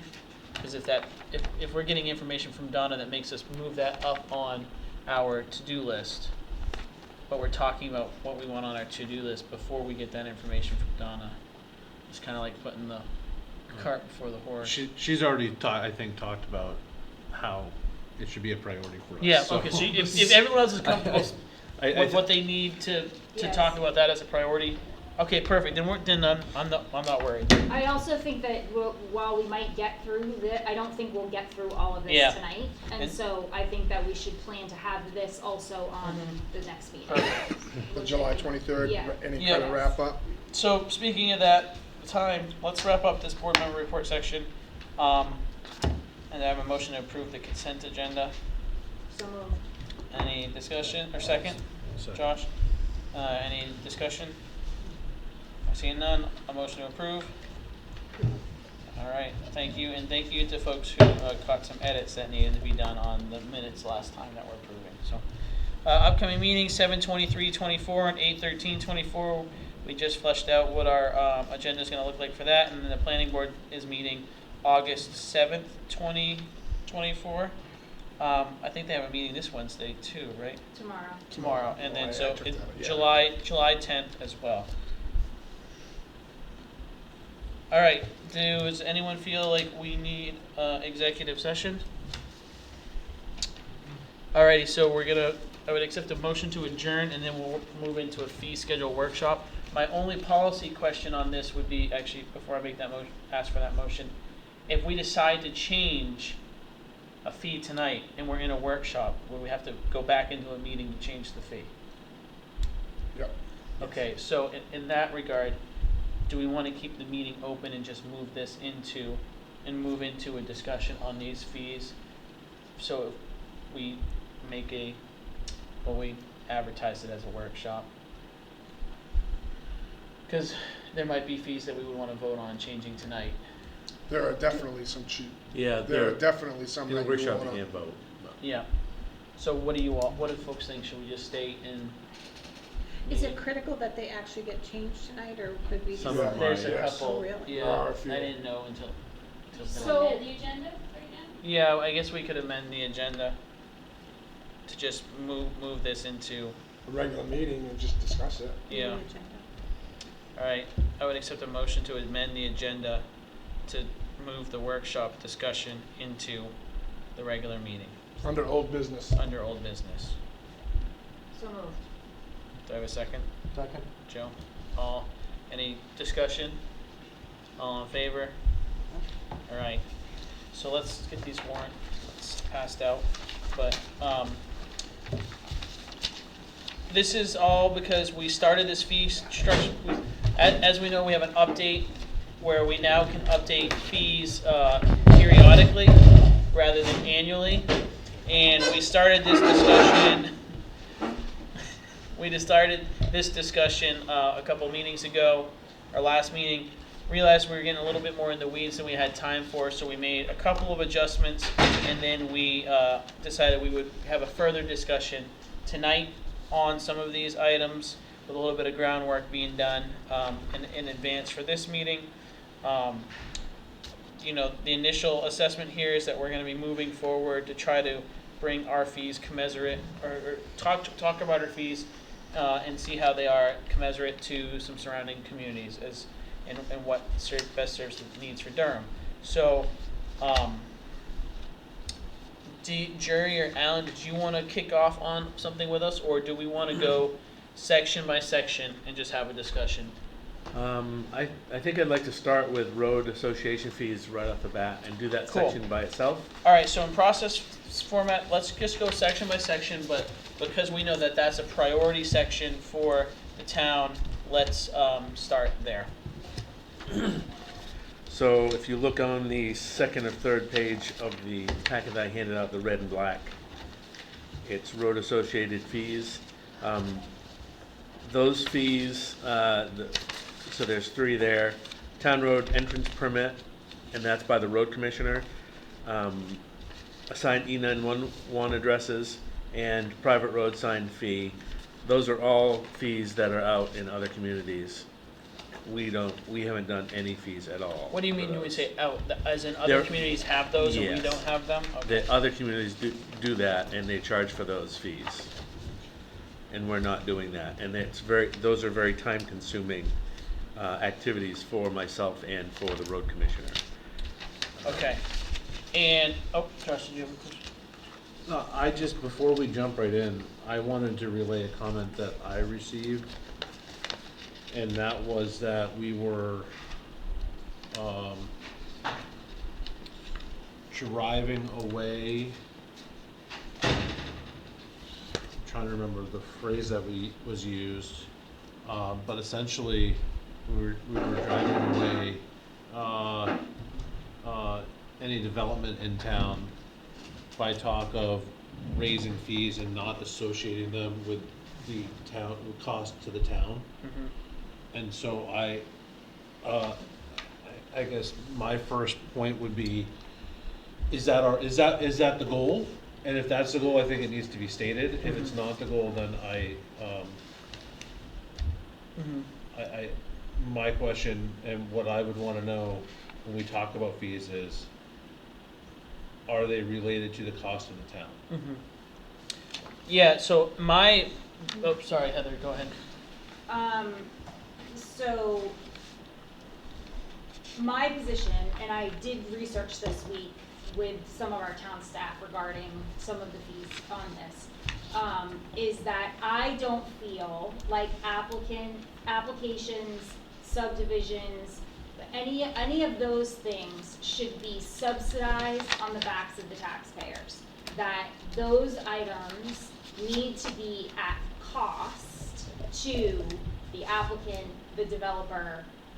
We're not trying to drive development away. That's not my personal goal. My goal is to make sure that the person that is benefiting from the permit, the application, the whatever, is the one that is paying for the town service to take place. And that's not being subsidized by all the other taxpayers, by the fact that we're paying town staff with our tax dollars to do these things, when that should be a cost to the applicant, not to the rest of the residents in the town. That's my position and what my goal is with raising these fees.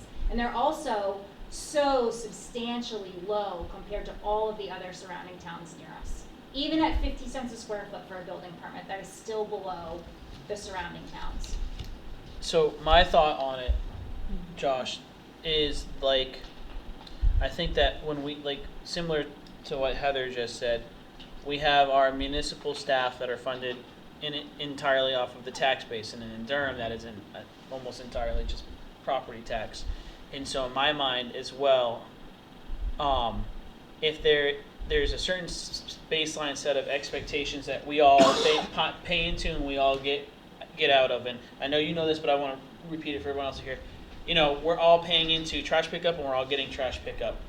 But in my mind, we're not all paying into to establish a town road entrance permit and all benefiting from that. That is one person who needs it and one person who's benefiting from it, and it takes up a significant portion of one of our staff members' time.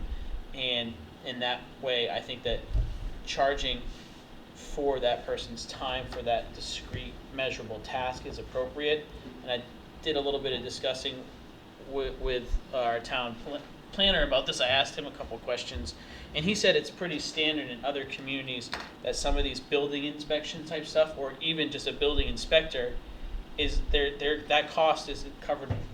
Their salary is covered entirely by the cost they incur from these fee structures. So if you're going out there and inspecting buildings and all that, by the time you count how much you brought in for fees, that covers that person's salary, because that's a distinct, measurable thing. And so I think moving towards a model more like that, my thoughts on the comment of it's pushing development away is that I don't think we're reinventing the wheel here. I think that we're moving in, we're just starting to use the wheel that has been made already. Like by moving into something more commensurate with what the surrounding communities do, ones that have a significant amount of development, we're just kind of catching up to the process. In my mind, that's how I see it. Because I don't want this to be a, hey, let's put a fee that's so exorbitant nobody does this. But it's like, hey, if you're saying you're driving development away from us and then you're moving to the town next to us and doing the exact same thing but paying 4 times the development fees, I don't necessarily put a ton of stake into that argument unless we were becoming the most expensive one. I don't disagree. Yeah. But I think comments have been made and people are taking them in certain ways, and so I Yeah. would just caution on what comments are made. Yeah, I think that's a good policy. And so at least for me, the assessment of fees here is to bring us up to, in my mind, to what is reasonable based off of the surrounding communities and the costs incurred by the town via the salary and time of our employees to do some of these things. That's my motivation here. So, but it's a really good thing to bring up, because I think it's, and like you said, if we don't explicitly state why we're having these conversations, all people can do is infer, you know. I think it's the logic thing that you talked about, where not every taxpayer is benefiting of this, but because when I even watched the video of the last meeting and we were talking about this stuff, I thought, well, you know, if I'm a taxpayer in Durham now and I want to add a new entranceway to my lot or something, and someone says, if I call the town office and it's like $125 for the guy to come out and take a look and give you some advice or talk about your culvert size or whatever, my immediate reaction would be, wouldn't this be covered under my tax bill? Like, what's covered under my tax bill? You know, why do I have to pay $125 for somebody to come out? That's how I thought, and I don't think that would be an unreasonable expectation for other people to think that. Then I was thinking about, well, if it's a new development or someone who is not a taxpayer in Durham yet, and the fee is $200 or whatever, I felt that was more reasonable. So hearing the logic behind the fact that not all of the residents benefit from certain services, therefore the service will be charged for the time that the employee needs to take. I mean, I feel better about that. Yeah. But I was feeling a little tensed up from the conversation that I was listening to from the video. Well, thanks. Thank you for that feedback, though. You know. One of the places where I was wrong about this was specifically about like what I would like to charge for the fire department, for the public safety officer, in terms of like mass gatherings.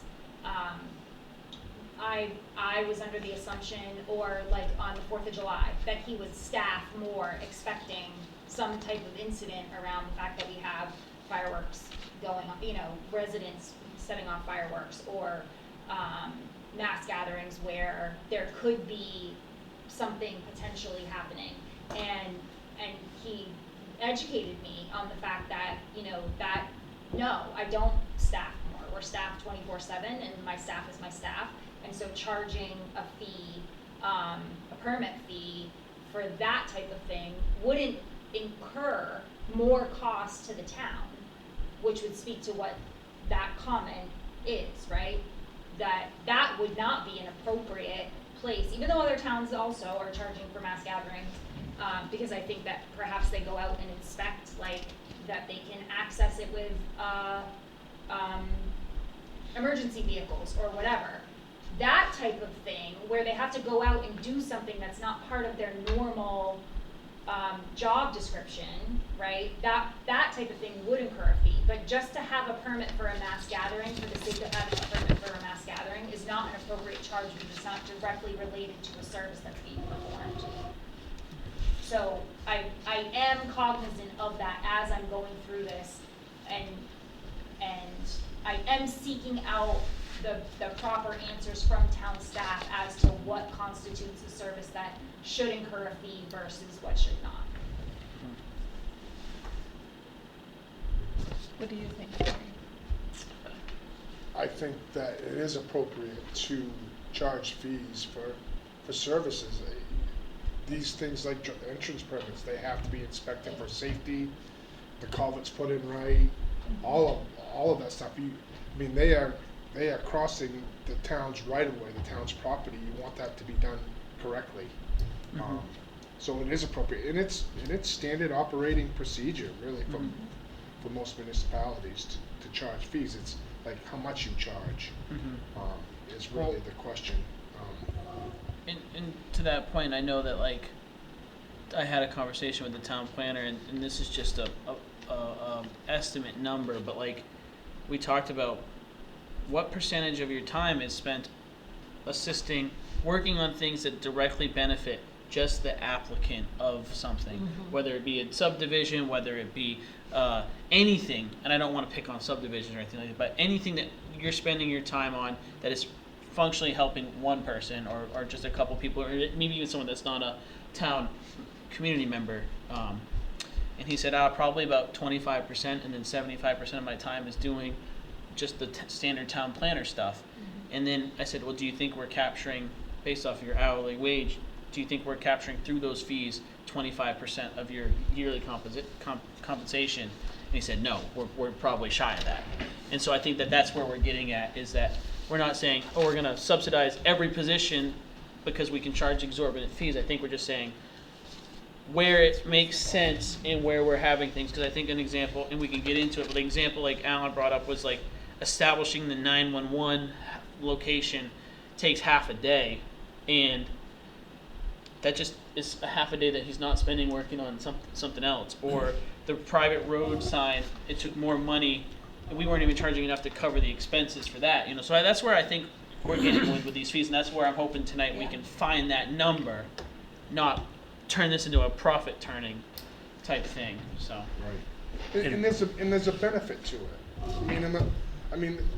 In the last town that I worked in, and it's even happened in this town, kind of going on a tangent, but there are people that put their perimeter drain around their house, and they daylight it into the bottom of the road ditch. And when the bottom of the road ditch fills up with water, it backfeeds and goes into their basement. And they're coming after the town saying, you're going to fix this. No, we're not. So if they had just gone to the town and asked, we could have maybe gave them the proper way to do these sort of things. And we've done this a couple of times here, and that takes time.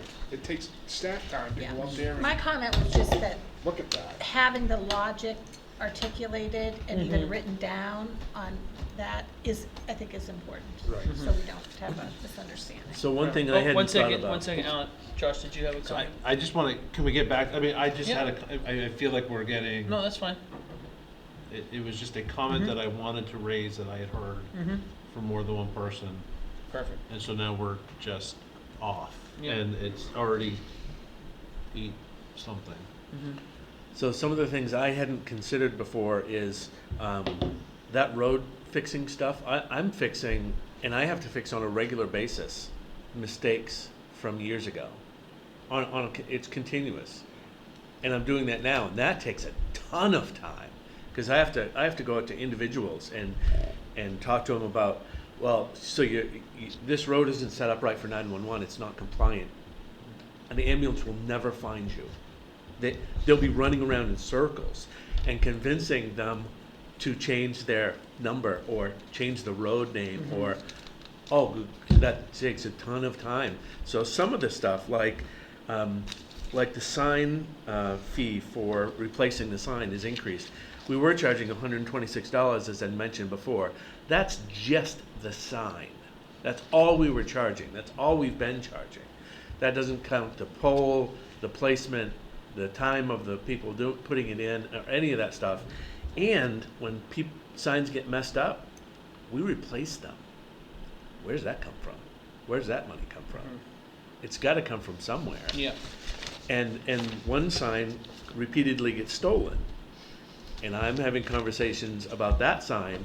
Do you really have to have it named that? It's a private road. He wants it named that. Okay, well, I don't know if the town is going to want to replace it 10 times in 10 years. So that some of those fees are overlapping, and really none of your fees are exorbitant. They're by far around this area. They're great fees, and people aren't balking at the changes that have already happened since the last meeting. Didn't have a problem at all. No one I've talked to had a problem with the changes that have happened.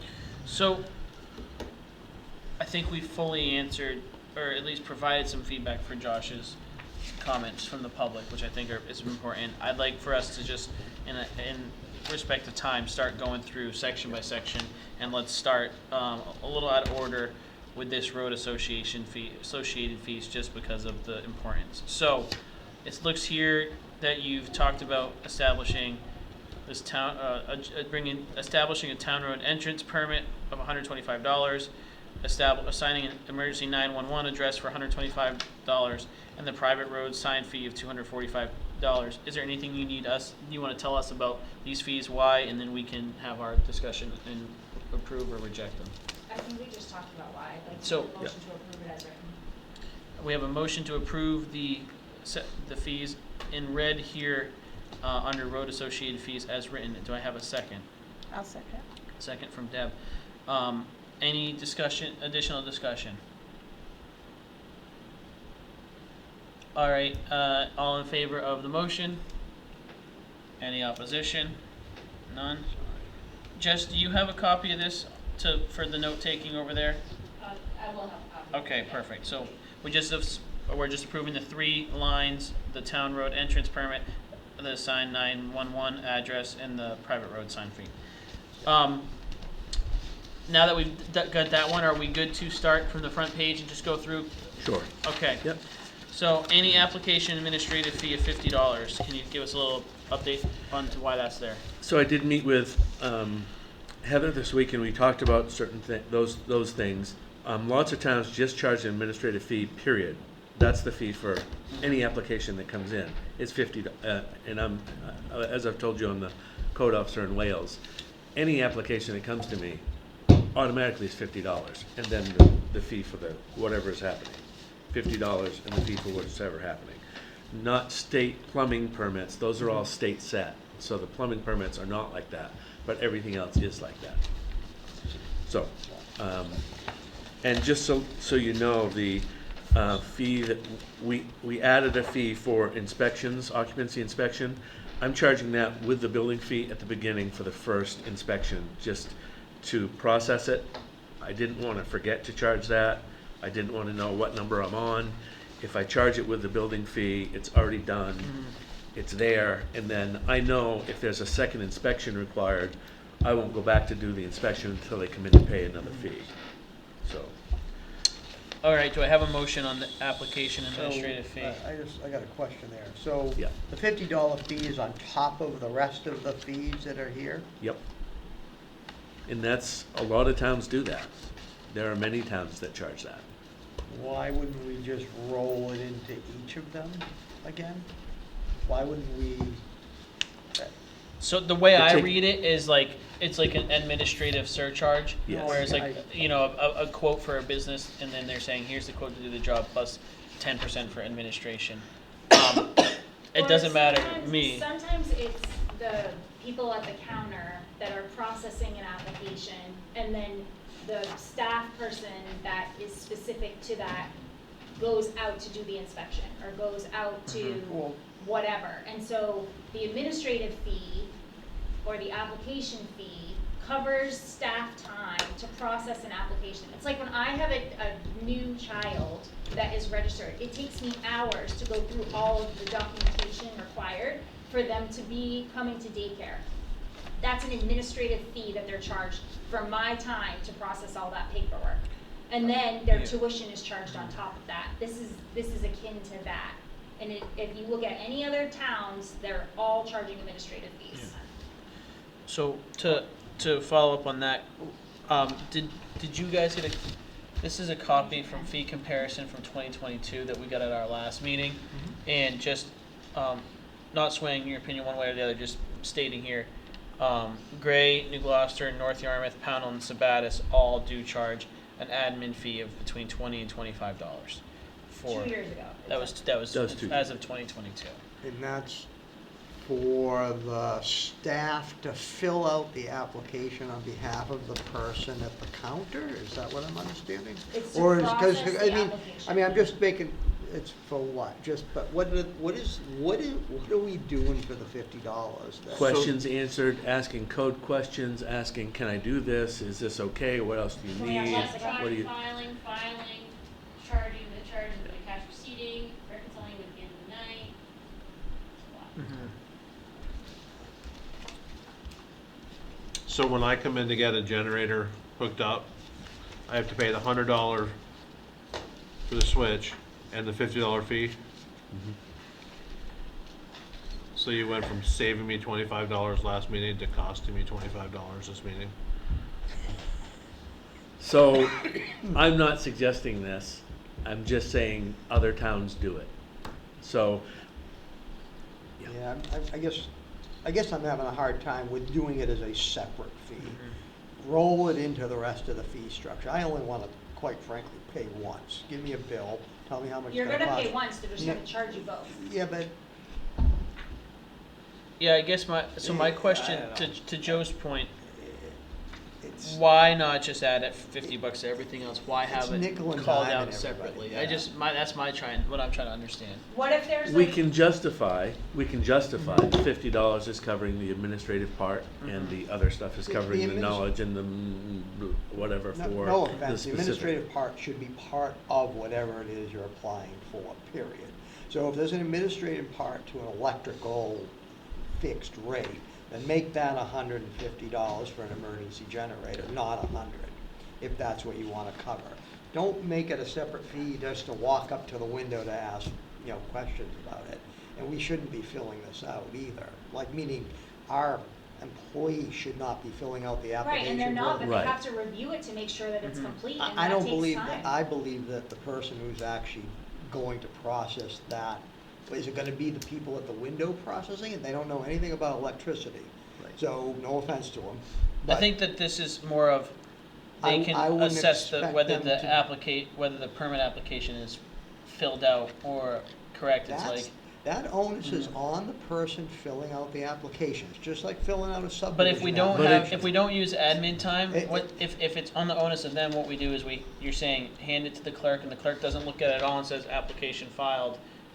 I'm not looking at this. I'm not using any admin time to assess it. I'm not using any admin time to make sure you checked off the boxes, and I'm not incurring the cost of paying for it or going through the system.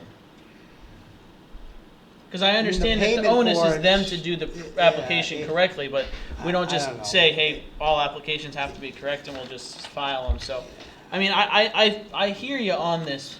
I'm trying to figure out, I like, would just bake it into the cost of all the fees, the So- $50, and bump it all up by 50 and call it I a guess in day. this And it regard, covers it's you kind of automatically. 6 of one, half dozen In the of end, the it other. doesn't matter. Well, I but get- it does though if, sorry. Go ahead, sorry. If I'm getting, I don't know, if I'm getting a pool and a flood zone permit or something, say 2 permits together, am I getting charged $50 for each? Or am I getting a $50 charge for one? Because then it does make a difference how we do it. It's what you you're guys getting want to everybody up. decide. And, It's up to you. and for me, I still,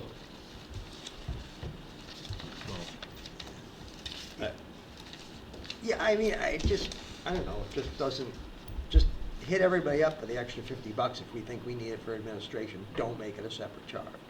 I don't. So it sounds like you're not concerned about charging an extra $50 to No. cover admin. You just don't want it as a separate charge. Yeah, I don't. And so, I mean, to me, that's kind of 6 of one, half dozen of the other. If we're just saying in your itemized bill, it's $50 for the admin and X amount of dollars for the service. I know when I was in consulting and we did all expenses, we called out the admin expenses separate when we itemized, so people saw it was, X amount of thousands of dollars for the service plus 10% for the admin. So if the concern is you don't want it to say admin, and the solution that you're more comfortable is just a motion to blanket increase all these fees by $50 and then remove that admin line, it's at the end of the day, I feel like it's accomplishing the same means, unless your concern is that there shouldn't be a charge for administration. No, I'm not saying So that you can shouldn't I- charge for it. One second, yeah. I'm not saying you shouldn't charge for the administrative costs, but just build it into each of the fees, each of the fees. Okay. Don't make it a separate. So how do you do that when it's a varied number like square footage? When it's 50 cents a square foot and someone's coming in, and it requires the same amount of admin to be able to process that application, whether or not the house is 2,000 square feet or it's 1,000 square feet. That's a good point. Maybe you have a fee for just that one? I don't know. It It's the just same doesn't thing sit with right. I think that this fixtures all- and plumbing. Well, plumbing is different, but depending on what, it varies, right? The charge of something could vary. When there's other towns that are doing per footage. Well, especially like for the per road lot thing, inspections, too. right? Yeah. And that part falls on Calvin, where the administrative part falls on the counter person to process, file, charge, whatnot, record keep. Now that you bring up that point, I hadn't thought of that either. When we're looking at some of these things that are per lot or per square footage or per variable per fixture rate, I don't know how we would bake it into, let's say, X amount of dollars per lot plus 2 cents or whatever. It doesn't yeah. I guess I see that point. Again, we're not reinventing the wheel. This is Right, this has been vetted by looking at what other towns are doing. yeah, other towns do all this. I mean, a lot of towns do all this. Yeah. So you can decide to or not. You get Yeah. a vote. All right. Well, I thought that starting at the top, we'd move through a couple more at a faster rate, but it seems like we got the spicy, the one that applies to all right at the beginning. Are people more comfortable with a lower number? Do they not think that it takes I was using 2 hours of staff time for a closed loop of processing an application. From the time that it comes to the window to the Well, time that it's so completed. If to- people aren't comfortable with a 2-hour Did- estimate of hourly pay for, Did you get that 2 hours from talking to folks at the front desk? yes, and I called 4 other towns to find out how they assess that fee. Okay. Yeah, I mean, it seems like it's a new thing to us, but it seems like it appears that it's commensurate with the surrounding area and our incurred time expense. So, I will say frankly, I could care less what other towns do, because other people does something doesn't make it right. For me, coming back to the time incurred, but I still go back to, this says any application administrative fee. Is that if I submit 5 applications at a time because I got my stuff together, am I getting charged $250 or am I getting charged $50? I think that And- in those bundled applications, oh, sorry, go ahead, Josh. And You so, could make it so there's 1 second. You're right. Josh, could you finish Yeah. here? so to me, there needs to be clarification for this. Yeah. My thought on that is, for a lot of those, like an application for New house- a new new house house or whatever, you're just applying for that new house construction application, right? And that fee is larger because it's baked in all these other elements of fees. So it's not like you're going and saying, correct me if I'm wrong, am I applying for a new house fee plus an electrical fee plus a plumbing fee plus a driveway fee plus a road? Am I giving you, when I want to break ground on a new house, am I putting in 5 permits or am I putting in 1 permit that encapsulates all No, of they're them? all different permits. So it's a good idea. Yeah. Bundle it if you're doing a new construction, because you do a building permit, electrical permit, So, plumber permit, driveway what- permit, to Josh's septic point- permit. Yeah, to Josh's 5 point, permits. what if there was a structure where it's a Or 50 simply, how about, I'm just going for my new road. I need to get the town road entrance permit, the E911 address, and the private road sign. Is it really gonna take 2 hours to review and then settle up the till if I do all three of those? And so am I being charged $150 for that on this admin fee, or $50? Not to exceed. That's what I was just gonna say. Yeah. What if Oh, it yeah. was? I know that like in other fees we have, like for the electrical, it's X amount of 1 to 10 openings, $75. What if we had a, 1 to 3 applications? It's a $50 administrative fee. 1 to 3 permits applied for at the same time as a $50 administration fee, but over 3, it goes to 100 or what? I don't know. Because I see your point, Josh. It's like, I did everything to make this as easy for you. I should be able to benefit from that decreased administration on your end. I have all my ducks in a row. Does it really take 6 hours to process those 3 things? I think that's a good point. So, and I'm also thinking that the fee needs to be a little lower, like maybe 30 or 35 bucks, not 50. I'm not seeing the 2 hours for a permit. I think we should ask town staff if it takes 2 hours. So, can I just give you an example though? So when you order a birth certificate or a marriage certificate or a death certificate, the state has us charge 15 for the original and then 6 for any additional that they get at that one time. But if they come back, then that resets again.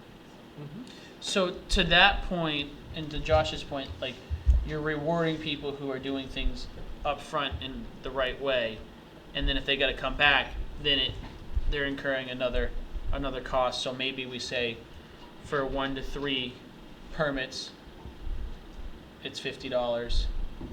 For additional permits, it goes up. I don't know. I think that kind of splits the difference here. I mean, personally, I'm fine with the admin fee for all applications, but I think that there's been some good points brought up here. So, what are your thoughts on the grouping there?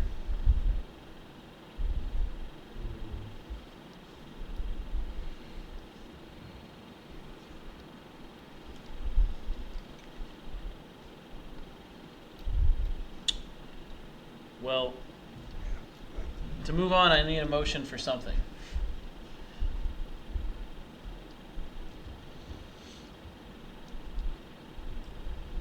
If we're gonna keep it, I'd make a motion that we change the fee to $35 for the admin fee. And how do you, I'm still stumped by the question Josh has, which is, how do you prevent us from charging somebody, 3 fees for something that they come in for? There's no out clause here. One-time fee or So- something like that. What about $30 and then, or $35, $10 for each additional permit at that time, the way that Jessica was just saying? So $35 for the first, $10 for each additional at that time, and then if they have to come back after the fact, their clock starts over again. So $35 application fee, $10 for each additional So- application at time of service. I like that idea more. So, do we have a motion to amend that line? If we have a motion, we can go into discussion. I'll make a motion to amend the line, $35 and initial application administrative fee, $10 for each additional application at time of service. 35 and 10. Do we have a second? I'll second that. Second. Discussion. So for discussion, to put that in perspective, if we were to accept the $50 per fee and someone comes in with 3 permit applications, that's $150, whereas now, as amended, that 3 permit applications would be a total of $55. So that seems to me a little bit more reasonable, especially because I would imagine that a lot of times when people are bringing in these bundled applications, that they're of a similar subject matter, so the administrative folks are kind of in the motions working on that thing and they're just plugging along. So That makes more sense to me.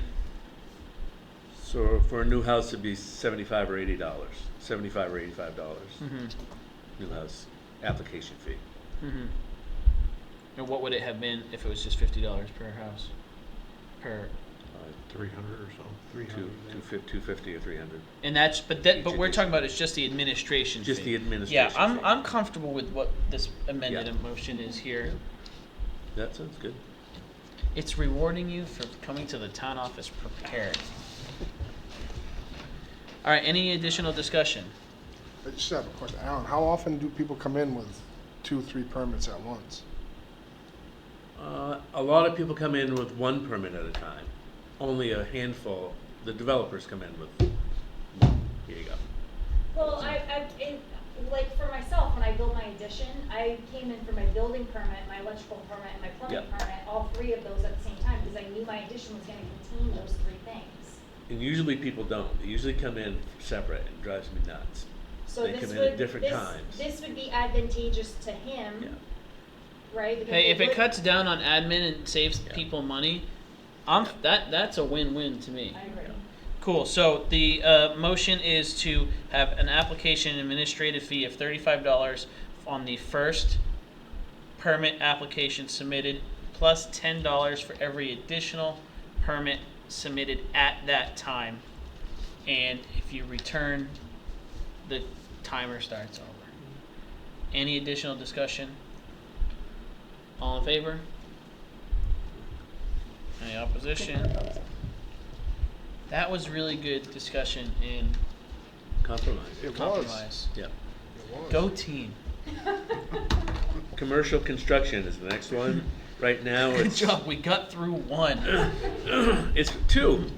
Two Yeah, we did sections. two, All we right. did two. Commercial construction. We did, so right now, it's based on size. I can tell you that I don't get many of these.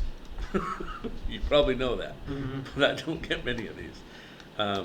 It's based Commercial? on, commercial. It's Yeah. based on size, 15, 20, or 30 cents a square foot, depending on the size. You can see right there, under 1201, between 1201 and 2400 square feet, and above 2400 square feet. Where'd this $50 number come from? 50 cent per square foot. 50 cent per square foot number come from? It aligns with, the residential. I don't know why Yeah. we would be charging less money to do a commercial structure than we would be to be building a residence when commercial's gonna profit Mhm. from it. And again, comparisons to nearby, towns. That seems good to me then.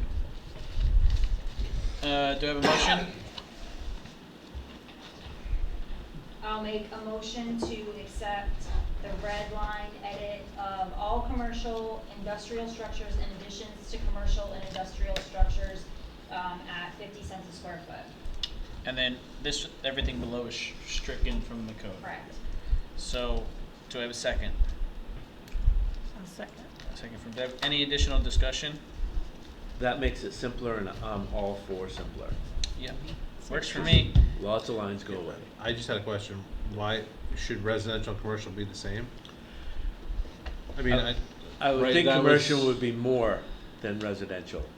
Do we wanna go in? But- Yeah. My but proposal right now was we've like been a charging compromise because 30 we were going cents. from 30 cents for the biggest structure to 50. If people wanna go more than that, I'm on board with that. Yeah. I was just looking at where we were and where we were going. I mean, I would be more comfortable with $1 value for commercial, like a $1 per square foot. Is that high? And I gotta tell you, no, with commercial, I'll have to rely on engineer stamps, and they will have them. They'll just say, here you go, here's our architect plan, here's our engineer plan. They'll have all that stuff, and I'll question the architects and engineers.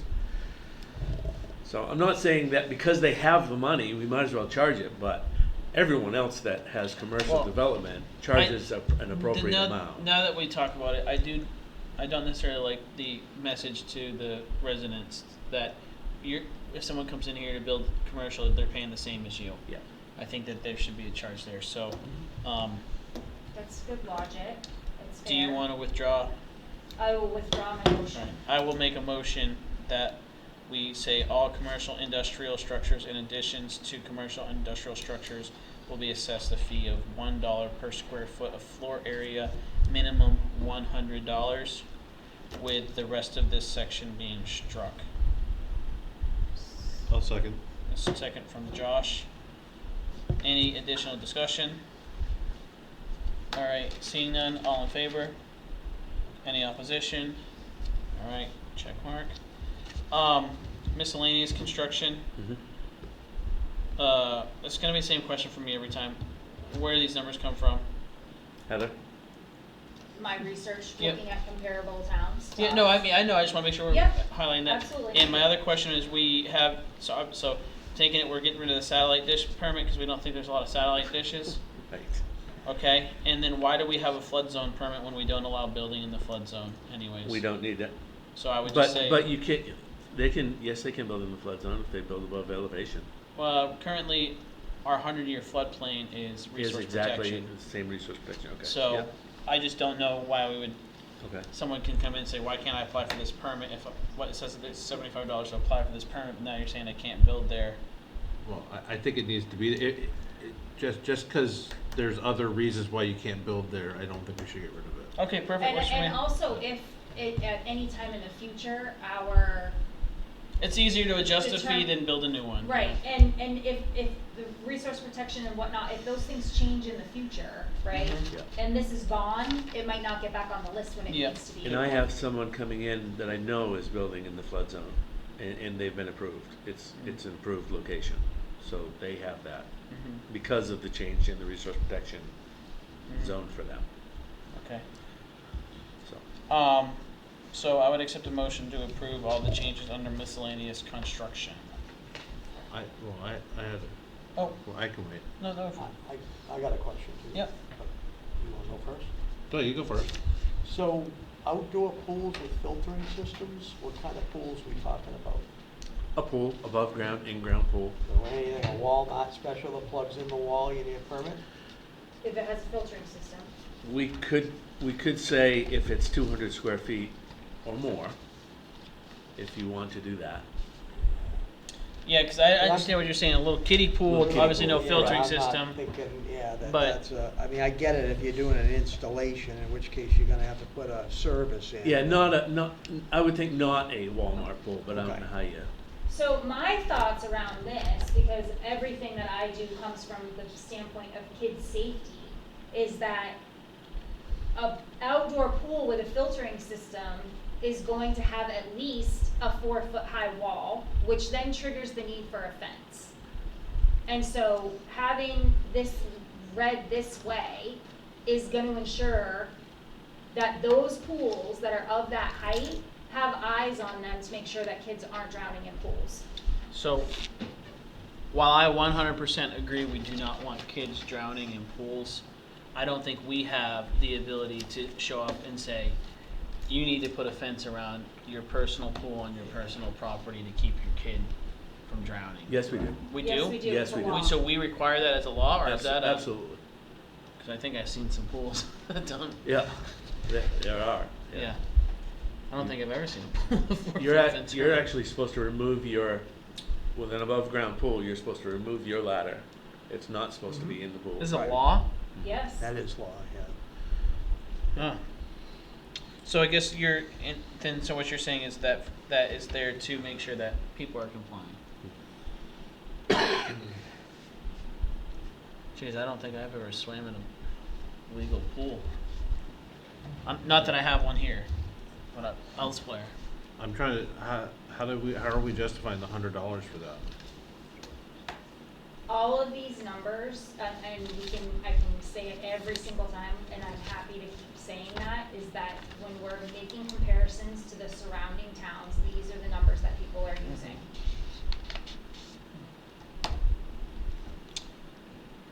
Yeah, I mean, it is currently 25. Yeah. Yeah. And when was the last time it was changed? Probably None of never. these were changed that I know of Yeah, for and years. I think that what we're dealing with is a little bit of sticker shock of if we don't make annual or periodic adjustments for years or decades, the first one you make is a biggie. So, When I tell people $25, they what? That's the look I get. Well, do you want to suggest an edit for it, Josh? I don't know how much time it costs, and so, again, my point is I don't want to be setting fees just because other towns do it. If there's no cost to the town, then why have a fee? And so my question in how are we justifying $100 is, how does this permit take up, if we're saying $25 an hour, how does it take up 4 hours? Well, Alan doesn't get paid $24 an hour, $25 an hour. That's the admin fee to process the applications. That's what I'm doing at $25, which is more, but we're using $25 as that number. This is a professional going out to put eyes on a pool with a filtering system to make sure that they're compliant with state law.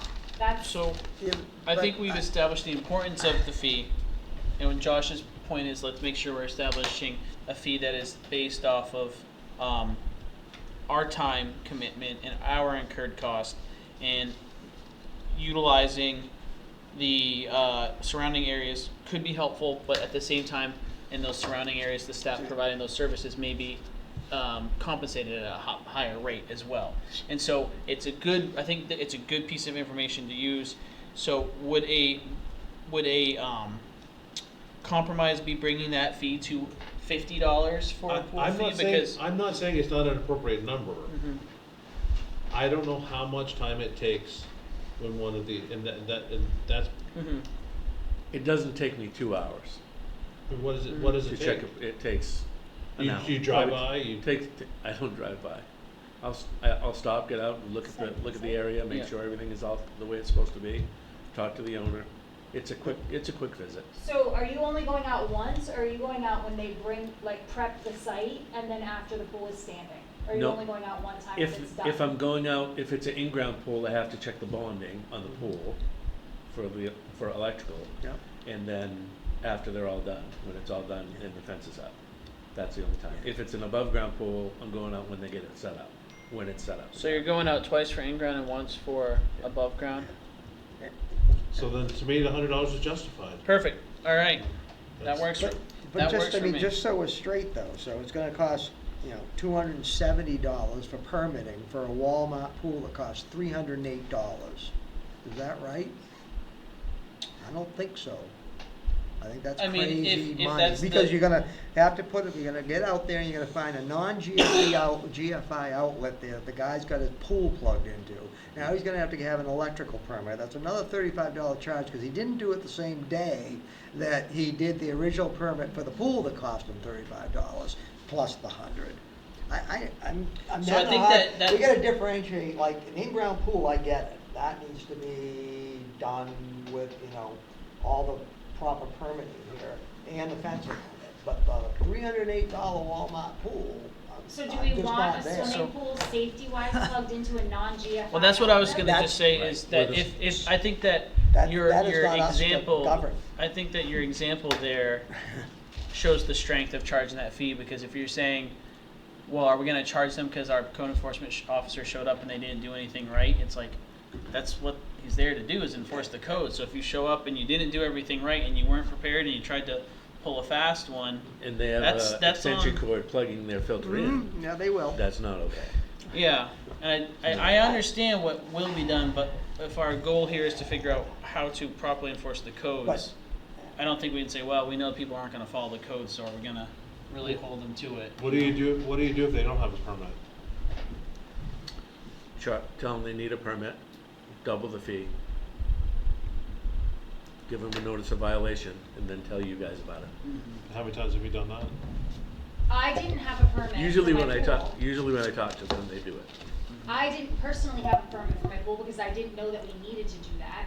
I'm being completely honest, and so I was charged, but I did that self-admittedly and was charged a double permit fee because I went and said I had a pool and I had already set it up. I didn't know I needed to have a swimming pool permit. I think that a lot of people don't know. I think there's tons of pools in town that are not permitted.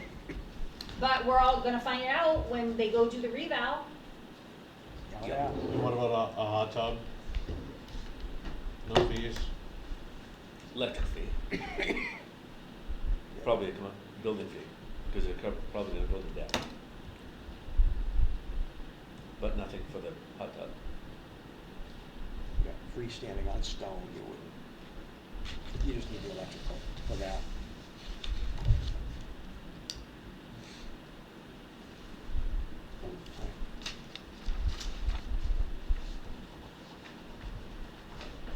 Do I have a motion? How do you rule out the Walmart pool? How do you eliminate the Walmart pool? I think I don't have a good way, that's why I'm having a problem. Well, what about, so I'm not trying to just like bully through this thing, right? I really have spent a lot of time researching this. People are uncomfortable with that, and I get it, like those in-text soft-sided. This could say hard-sided, this could say a deep 48-inch depth, because that's where the state implies the fencing rule.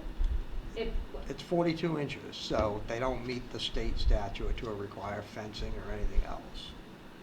At 42 inches. 42 inches, a So we 14-foot can- round pool for So- $308.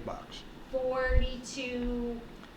So do you Is say less a than- pool with a $100, an outdoor pool with a filtering system that is 48 inches or taller, 42. or 42 inches or taller? What is it? What do you have to have a fence? I thought it was 48. 40, Maybe it's 4 42. feet, 4 feet you said, It's right? 48. 48 4 feet inches, is 48 that'd be inches. 48 So inches. below- So any pool over, any pool 40, 48 so this inches. could say outdoor pools 48 inches or taller with a filtration system. I think it shouldn't say taller because that's an in-ground pool. It needs to say a depth An of. outdoor pool with a depth of 48 inches or more Right. with a Yeah. filtration system is $100. Yeah, Because when it's 107 degrees and you want to go get a wading pool, I will that should be eliminate a- all yeah. these. Perfect. Is that work? Are you Yeah, good with that? I'm good with Okay. that, yeah. We're making some good company tonight.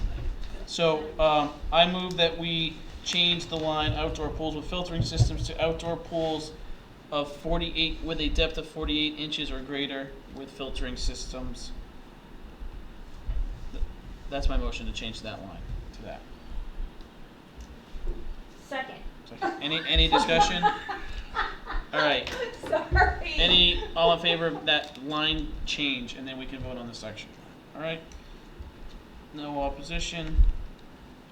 I move we approve the entire miscellaneous construction section as amended. Second. All right. Any additional discussion? Is it the time commitment for you? If it's an hour for the outdoor pool, 45 minutes for the flood zone permit, and 30 minutes for the demolition? Yes? I mean, it could all be different, but yeah.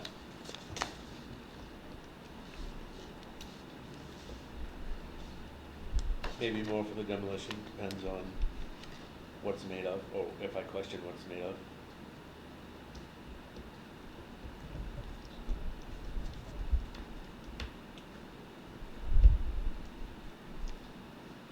Flood zone permit is a long time. More than the pool? Yeah. But yeah, we're charging $25 less. Yeah. So do you want that? It doesn't happen much. You guys get to pick. Yeah. It doesn't happen often. How And- many and it won't- hours does a flood zone permit take you? It could take 5 or 6 hours,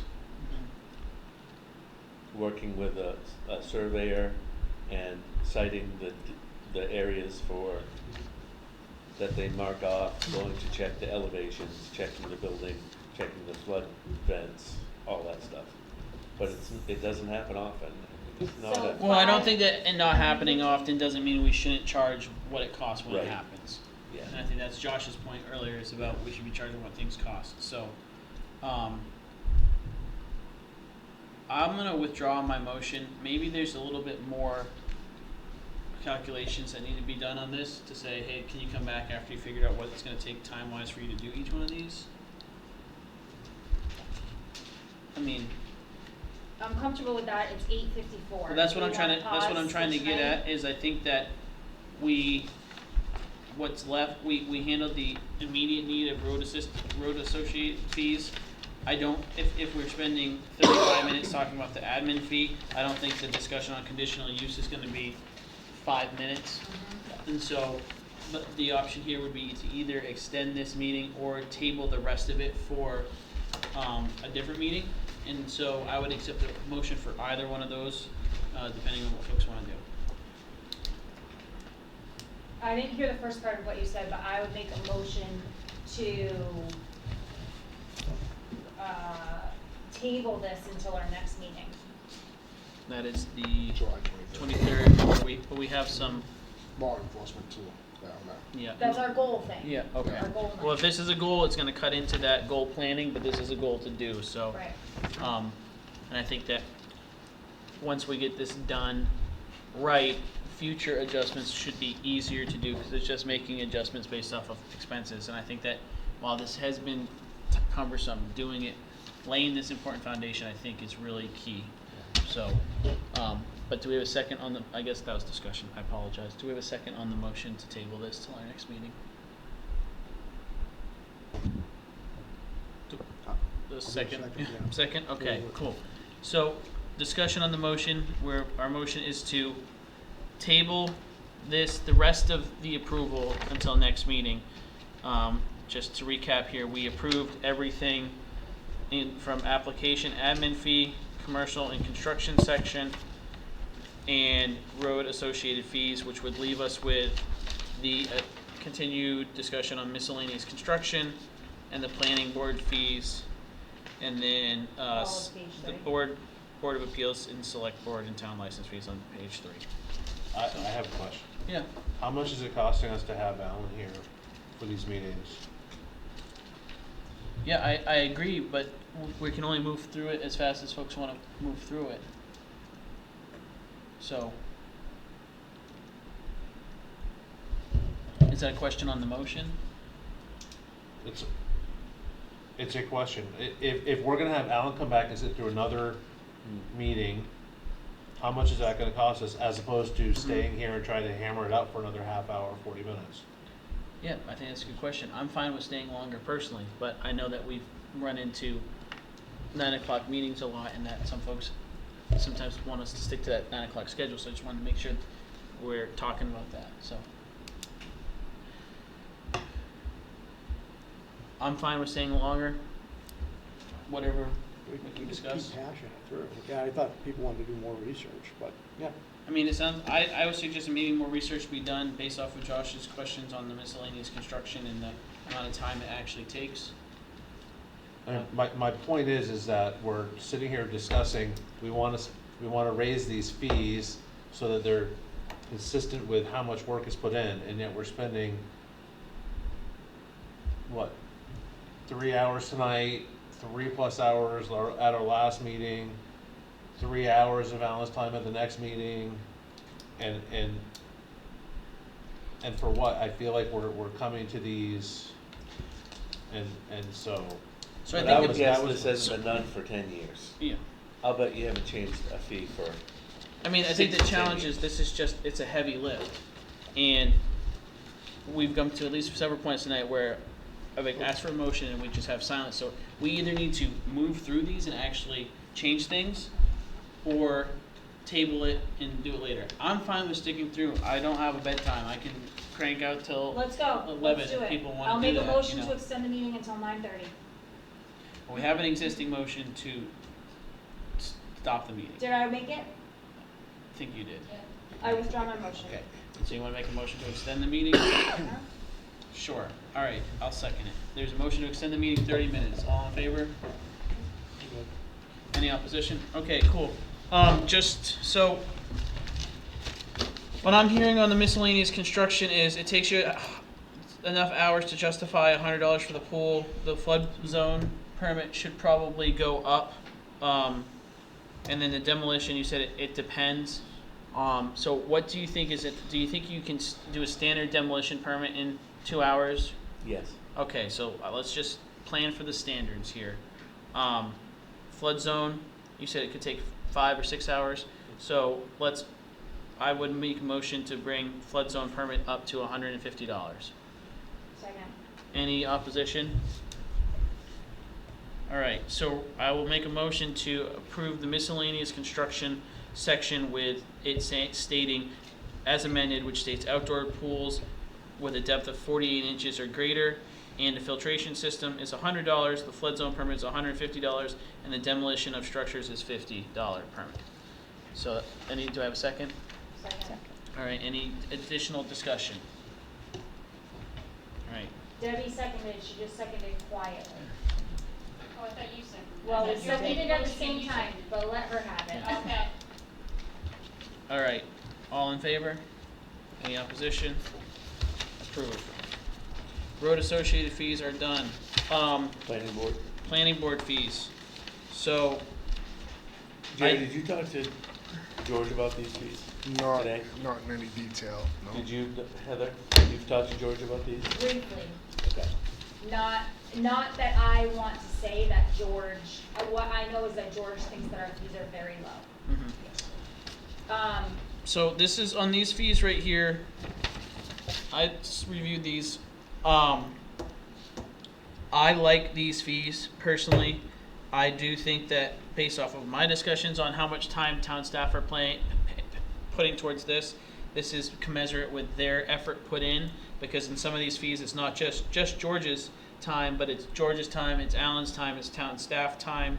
I think that when we take in the additional piece of information of what is happening in the communities around us, and we're not just looking to the south where everything is more expensive, but looking to places like Pownell and stuff like that, I think that this is commensurate with that. And I do think that is an important piece of information, because a lot of these developers are working across town lines, so they're used to seeing these sorts of numbers. So I like them. We had a discussion last time about the escrow subdivision being low per lot. I like bumping that up to a larger number, because that makes sure we get the money up front, but whatever's not used obviously goes back to them. But I don't feel like this is an exorbitant sum to strong arm people into having to have a lot of cash up front just to start a process. So I like what we have here. I think it's commensurate with the time put in based off of some discussions we've had, and I think it's fair based off of what the folks who pay these fees are expecting when they're working in this general vicinity, and it's probably still lower than what they're working with in places like Auburn, Sabattis, or Auburn, Lisbon, and Freeport, which are all surrounding us. So, any other feedback on that? The one thing that I think is really important is the escrow account depletion. Yeah, statement. that's a huge thing. Huge. Because we need that. It's not anywhere, we got nothing. Once the initial amount of money is gone, we got nothing to replenish that in our ordinance. So that's important.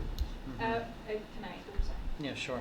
I would like for people to note the line at the bottom, additional meeting fee charged for when applicants come to meetings and are not prepared for the meeting.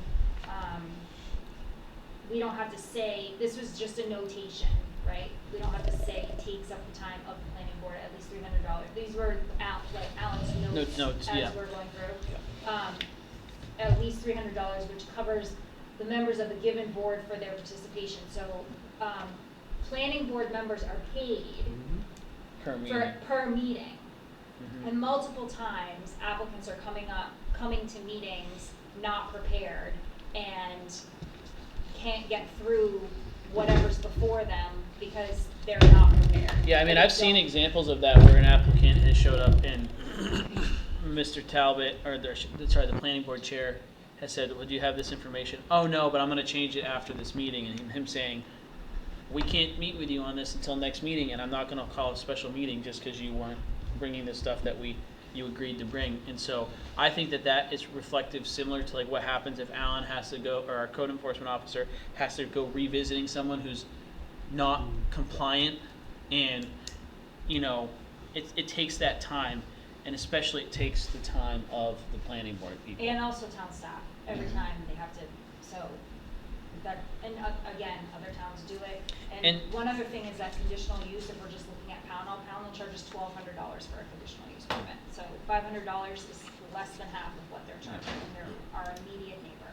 And I was going to say this other thing about the whether an applicant is not prepared. my viewing of these planning board things is, generally speaking, the applicants are given discrete and they're always given discrete measurable deliverables that they are expected to show up for. So this isn't I don't feel like you were really prepared for this. It's like, you didn't show up with a map that had all of the survey markers on it. That's discrete and measurable. You gotta come back again to show us that, because this has to be done in a meeting. I feel like this is one of those weird areas where it's black and white in government. They didn't have it, so. So could I please make an edit to where all of that notation is, just add additional meeting fee charged, for, I don't know how we wanna say that, for when applicants come to meetings and are not prepared. And then have that $300 per additional meeting required. Yeah. Can we, instead, I don't like the phrase "not prepared" Okay. because that's gonna be, but can it say Without needed. without the requested documentation or information? Yeah, what about something like, when the applicant member, when an applicant does not provide required information at the required information at the meeting. Because it's just to I get what you're saying, to capture that you didn't bring us what you were supposed to, and we are gonna have to have this meeting all over again because you didn't bring us what you're supposed to. And I think that this makes applicants bring what they're supposed to. It's a really easy way to avoid this $300 Additional thing. meeting fee charge for when, Without the required materials. applicants fail to provide As long as required everything's material. measurable. Required is fine.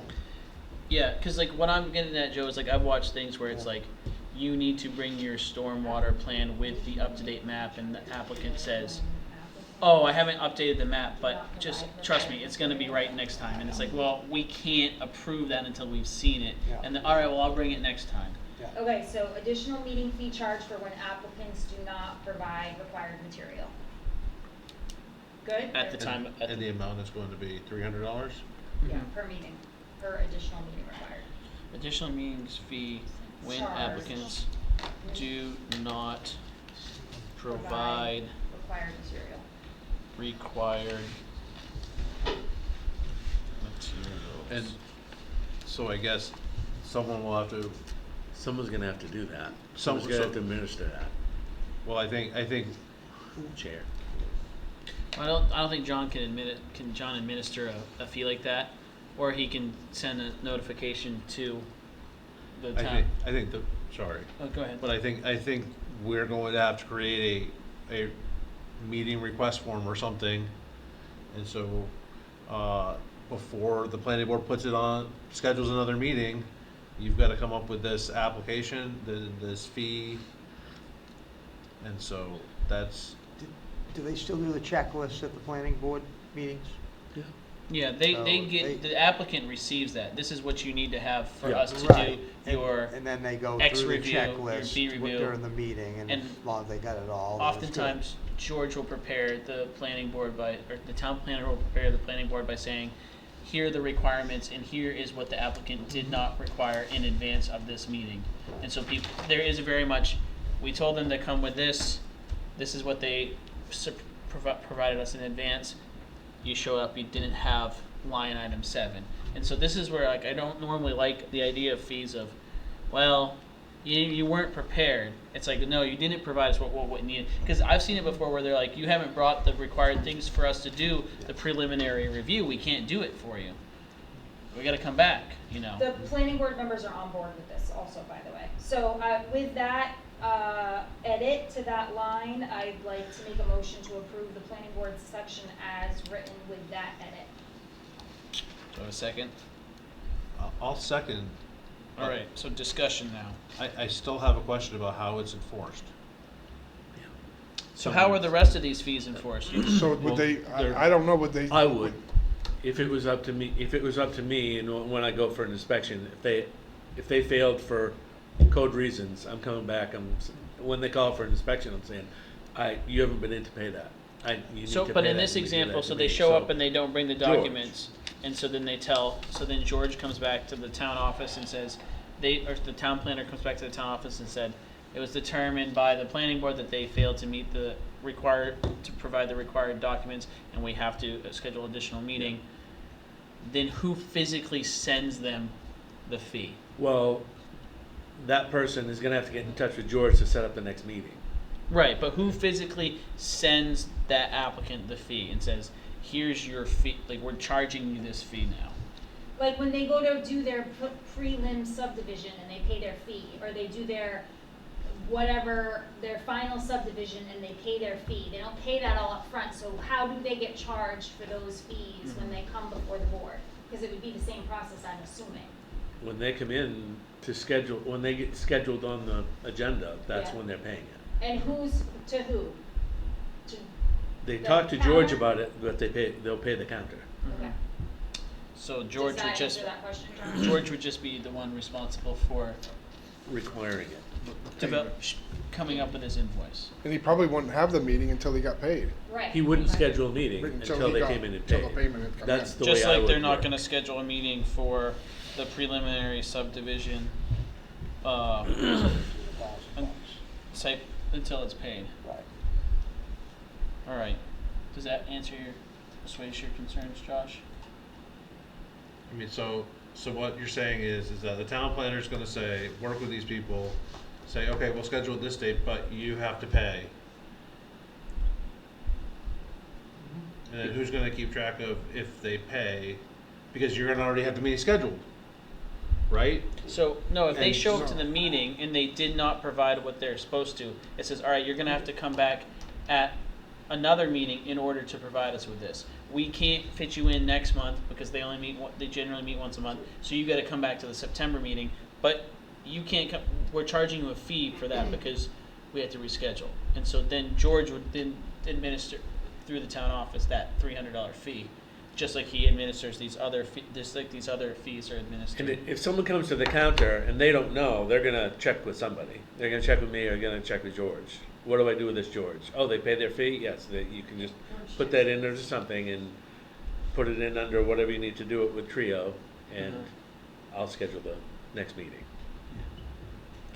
And there's a $35, is it 30 or $35? No, this is a fee, not an application. So I don't think A there's fee an for admin. it. Yeah, it seems to Oh, be does taking it a lot of say- staff time. Oh, no, it says any application or administrative fee, sorry. Is there a better way? That does say fee, yeah. No, They should be paying that. No, no, It's- no, it's- Well, that's what I'm I'm- clarifying. Up here, our first line says any application / administrative fee. So this would be a fee to do that. I mean, this. Because if this is a late Because they meeting would get that. and the clerk has to stay late to accept this fee, that's extra time. $335. Yeah. Not 300. I mean, I'm not gonna feel bad for charging a fee No, when someone I- shows up unprepared and it causes us to have to ask 5 of our volunteers to come back. it is, my Yeah. concern has nothing to do with charging the fee. It's how we're going to document it and how we're going to ensure it's being paid. And Document the To- fee or document that they failed to meet those standards? No, they paid, That they paid it. at the Well, there's same no way to time. get there's no way to get around George Yeah. so, to schedule. okay, You can't come to me to schedule it because I don't do that. but And So Jess, he's you the- said trio tracks. Yeah, we can set up a tight Is it this? set Wouldn't we just track it the same way we track all these other fees that they're already Yeah, I paying? would just enter their name into Trio and it'll come up, yeah, this person paid $300 in the state. Penalty. Yeah. Coded as a Jack penalty. produced the receipt and everything. If Jerry and Alan and the town front desk staff are sure that they can process this, I'm okay with it. But I think that Josh raises good point. So it seems like it's a fee like any other. I would almost think George would say, we're not gonna schedule another meeting until this gets paid. Yeah, that's what I do for Yeah. inspection. I'm not coming. When you come in can't and- get your occupancy inspection. Yeah. You better get your butt in here and pay. Yeah, when you come in and pay, that's when we'll schedule the next meeting. I'm talking to a contractor, that's why I said get Mhm. your butt in. I'd like to move So- the motion. So technically, if we move the previous question, we have to have a vote to go into the vote, based off Robert's rules. So, if you're moving the previous question, we're voting to end discussion and then immediately vote. Does that work for you? Yep. All right, so all in favor of moving the previous question? Any opposition?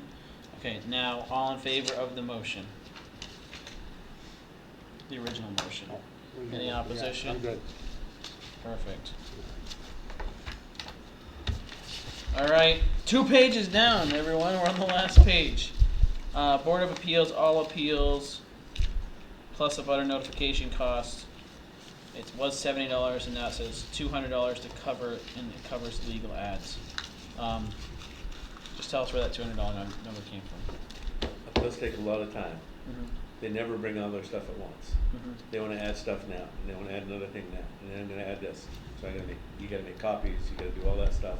You got to prepare that for the meeting for all the Board of Appeals. Mhm. You need to schedule the Board of Appeals.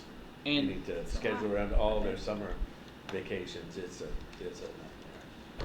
And don't you have to advertise it in the paper as You well? have to advertise in the newspaper. a how certain much does time that period cost? out. They're up. It only costs like $35 or $40 if you get a really tiny ad. But they have to be run twice, correct? No, Oh, I thought it was twice. no, 14 days out. Okay. Okay. That's what the order. So this fee covers all of that, what you just listed? Sounds like a lot. What about this Yes. butter A lot of notification? things. What about this a butter Not a lot of notification money. cost? That says plus a butter. plus. So Okay, they plus. pay the They cost need to of pay that, for that. the actual So postage this is mailing of this that. is covering the time it takes to wrangle in the appeal board schedules, get them on there, and do the Print copies, get them electronic copies. okay. So they're not paying for the printing fees before that's built into this. Okay, So there's no admin cost on this one? there is admin. is- There's admin Oh. costs on everything. Yeah. So this would Okay. be $235. And so my question, because just Warden, you said $200 to justify the time there. Board of Appeals are not paid. Okay, but what I'm saying, in order to justify the admin time, but we know. Sorry. Well, There's- the Board of Appeal members are not paid, but Mhm. town staff is paid to be at these meetings. Okay, that's where it is. Okay. And I've seen some of these appeals meetings, and if we're dividing 200 by the hourly wages of our town staff that are there, it does not equal out, even at this rate, to their full time. So I'm fine with it because it's a move in the right direction. So I make a motion to approve the Board of Appeals fee going from $70 to $200. Do I have a second? Second. Any more discussion? All right, vote on the motion, all in favor?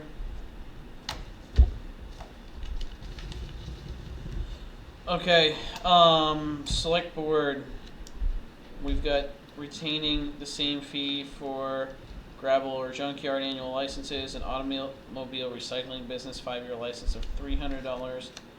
A gravel pit annual registration fee, we have strict $50, and we have a new structure listed below here. So for new and expanded excavations and fill permits, the site plan review and fees apply. For existing excavation, initial registration is $165, and renewal being $165. And then it also says existing excavation public hearing is requested by the select board, $55 plus the cost of notification to abutters. So this would say a fee. So this is essentially saying that if a gravel pit already exists, moving forward, it's $165 instead of $50 annual fee. And when you put in a new gravel pit, your initial fee is $165. Plus site plan review. Yeah, so that's the normal fees associated with that level of development, but instead of it being a, conditional use fee, this is a this is a gravel pit, and that's $165.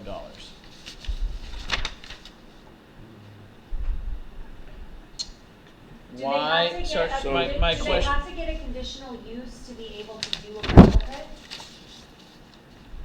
I don't No, know. because I think that gravel pits are a permitted use in our land use ordinance. Whereas Right. my understanding is conditional use is anything Right. that doesn't fall into Right. that. So my question is, why would establishing a new gravel pit cost less money than than a conditional use?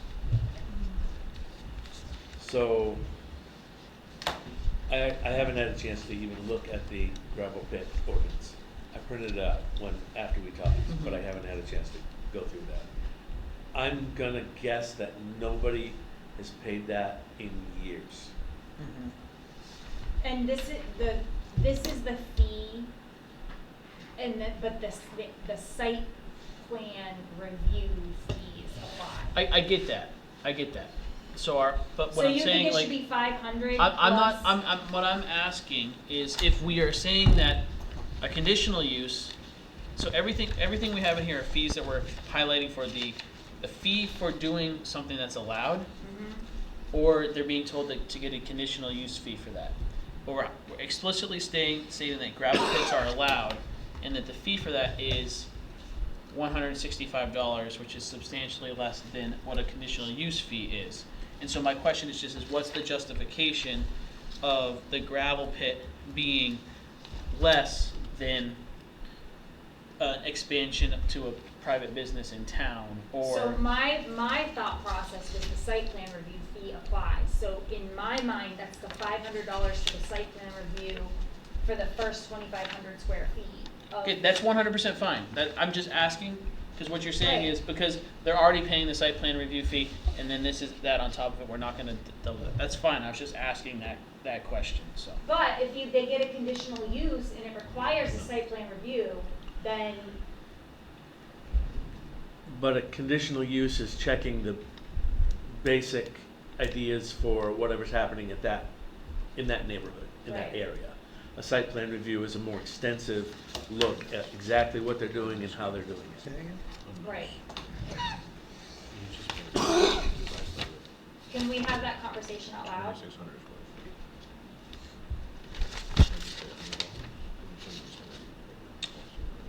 Could you guys just in the microphone say what we're going over here so we can? I'm just asking Transparent. clarification of something you were just talking about. Yeah. Are we back at planning board or? The way this is written, and I was just trying to clarify if my interpretation was correct, is that it says site plan review, first 2,500 square feet, building and parking $500. Over $2,500, it just says $100 per 1,000 square feet over 2,500 square feet. It shouldn't say $500 plus the 100. Site plan review over 2,500 square feet or development. Yeah, Oh, that's and up kinda- there it should say development or parking. Yeah. Yeah, that's fucked up. $100 a square foot over 2,500 square feet. So Right, So so it should doesn't say read that clearly $500 that it's plus the $500 $100, plus. yeah. Right, yes, you're absolutely right. Yeah.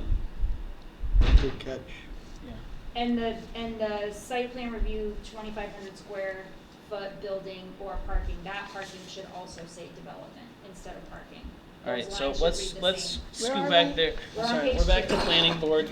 Josh, so what we're just realizing, so Josh, this astute eye picked up that what we just approved said site plan review, first 2,500 square feet of building or parking, it's $500, and then the site plan review over 2,500 square feet for building, and it should say or parking development, is $100 per 1,000 square feet over 2,500 square feet. We just need to clarify that's in addition to the $500 for the first 2,500 square feet. So I'll make a motion to edit that line to say in addition to the $500 fee, in addition to the site plan review fee for the first 2,500 square feet. Do I have a second on the motion? Can we make it a little bit clearer? Yeah, absolutely. Can we just say $500 plus $100 per 1,000 feet over 2,500? Yep. It's all right. So I'll make a motion that site plan review over 2,500 square feet, building, and it should say or parking development. No, it should say or development, parking is stricken. and Sorry, then the or line above development. it will go So to let's do one after. at a time. Yeah. So it should say site plan review over 2,500 square feet of building or development is $500 plus $100 per 1,000 square feet. Correct. Second. All in favor? Any opposition? And then I would make a motion that in the line before that, where it says parking, we cross that out and say development. Second. Any discussion? All in favor? All opposed? Alright, cool. Back to gravel. Thank you for catching that, Josh and Joe. I miss those minor edits all the time, but that is a big difference. I don't wanna rush through this part, but we only have 5 more minutes, Mhm. so. So, to Josh's point earlier, I think we can push through this and be done with it. Okay. And so if folks are willing to do 15 more minutes, I think that should do it for us. I know I'm being optimistic, but also it is time for my late night snack, so I'm motivated. So, I make a motion that we extend for 15 till 9:45. Second. All in favor? Any opposition? Seeing none. All right. So Go ahead. Is your question, why is the gravel pit less than the conditional use? Mhm. Isn't the simple answer because it's not a conditional use? Well, that's the simple answer to me. My Yeah. thought So- about this was so that. Can I want to clarify what Josh was asking for me. Yeah, that was my question, was just because I thought that conditional use was to capture everything that didn't fit nicely elsewhere, and that I was just sure why, if everything else that is permitted seems to be above the conditional use cost, why this would be under. Okay. That's I missed the second part of that, thank you. Yeah, that's my. My understanding is that because there is a gravel pit section of our ordinance, it doesn't fit, that governs the gravel pit, which I don't understand why, but that's what our ordinance is, way less critical of all of the, criteria that you have to go through for a conditional use. Am I wrong? I can't answer that. I think that if you look at our gravel use section, it's much easier to build a gravel pit than it is to, at this point, put up a pool with a fence. It seems like our gravel pit process is, someone shows up and tells us, hey, I dug a big hole, and we say, And that's a big expense Cool. for our town. well, and I've With the heard roads. that the concern is, there's not a lot of discussion on, like, can that road withstand heavy duty traffic? And Right. I've heard complaints from folks who are saying, this is why going I up and wanted to down my lean on road. this, 'cause I think that this is a part of a much larger conversation, but. This is where I don't want to kick things down the road, no pun intended. I kind of want to hear what Calvin has to say about the impacts to the roads for this stuff, because I'm not a road expert, but I would imagine that in other municipalities, you have different pavement that you might use in industrial areas versus non-industrial, and if you're putting in, and Jerry, you know pavement. He's a road expert. Yeah, like my question is like, I imagine there's a measurable impact on the road immediately in front of gravel pit. It depends on where the gravel pit is. I mean, Yeah. local roads are not built to the same standard as a state road is. Yeah. And it really has to do with the base. So a lot of local roads were built on really bad bases. Mhm. Until you have a road that has a good base, it has a hard time handling that kind of traffic. And the state roads, they're built a little bit more Mhm. sturdy and can handle that traffic. So Yeah. if you have a lot of heavy movement and a lot of heavy trucks going over a local road that's not designed to carry that kind of traffic, it's going to beat it out. And so, what that raises to my mind is, what are we in this town on a 2.5 mile a year road replacement schedule right now? Right now, And so, in my mind is, does that set it up so that a gravel pit on a local road gets that repavement done 1, maybe 2, maybe more times before other roads even get looked at because the wear and tear is happening there? well, it depends. I mean, if you look at your road network, you know, we've got like 40 miles of paved roads, so it just depends on the volume of traffic and the type of traffic. Mhm. I mean, you could have a road could handle probably 1,000 cars a day, much more than it can handle 20 heavy trucks a day. And that's just the question I'm It's getting just the at. weight of it. It's the easel loadings that's on the pavement, and if the road isn't built to handle it, it's going to break it apart. And I guess the question I'm getting at is because all of us get feedback from different people. It's like, well, if they are gonna have that gravel pit there, does that mean I'm never gonna get my road in front of my house repaved because you're gonna have to repave in front of that pit 3 or 4 times, and I just keep getting kicked down the line, and my car's going to crap now because I haven't got my road. I'm just sharing things I'm hearing. I mean, there are ways a town can, to help that and just put weight limits on your road. Mm-hmm. You know, just like That's a they whole do it- different- Just like, I know, but, Yeah. but you can create an ordinance that does that to help protect your local Yeah, roads. that's probably getting a little bit outside the fee structure. My apologies there. Anyways, So the part of the. you answered my question. Okay. Because there's a site plan review, and there isn't that for other conditional use things. So that answers my question. Well, my reason why I would like to have a little bit more time around this is because I think this is part of a bigger conversation, because there's two components to this that I don't know the answers to. Number one, I do know that that gravel pits are considered unbuildable lots, and therefore the amount of property tax that they pay is insignificant. But the cost to the town is heavy. On the other side of that, they pay excise tax on the vehicles. And so we get that back in the form of revenue, correct? Yeah, Because they're excise tax. registering their Yeah, vehicles. If they're registering their vehicles. But how here. many of those vehicles coming in and out of that pit are registered in Maine, in Durham? Right. Right, and You so know- this is why I feel like I don't know how to flush this part out in that. Does that make sense to people? That's why I feel like this is part of the So bigger what it conversation. seems like what you're saying to me is that by function of turning it into a gravel pit, tax revenue on that pretty much diminishes down to a negligible amount. And so should a annual fee help build back some of that lost tax revenue? Because the only other way because your suspicion is that the registration of the vehicles associated with that pit does not offset the lost tax revenue? Correct, and Okay.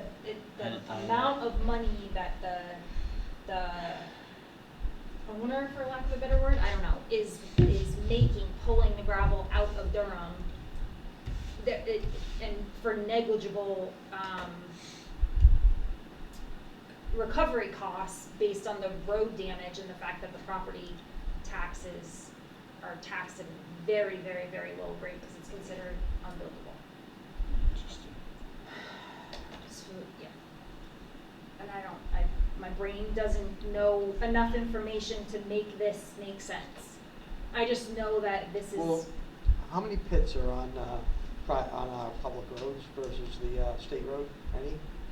I don't. Oh, we have plenty of pits on private roads. Here? Yeah, I mean, Okay. No, I'm just curious. yeah. I just know of a couple Well, of them that are off state roads, so let me think. that's why I'm just. No. Right around this one. Yeah, Yeah, okay. yeah.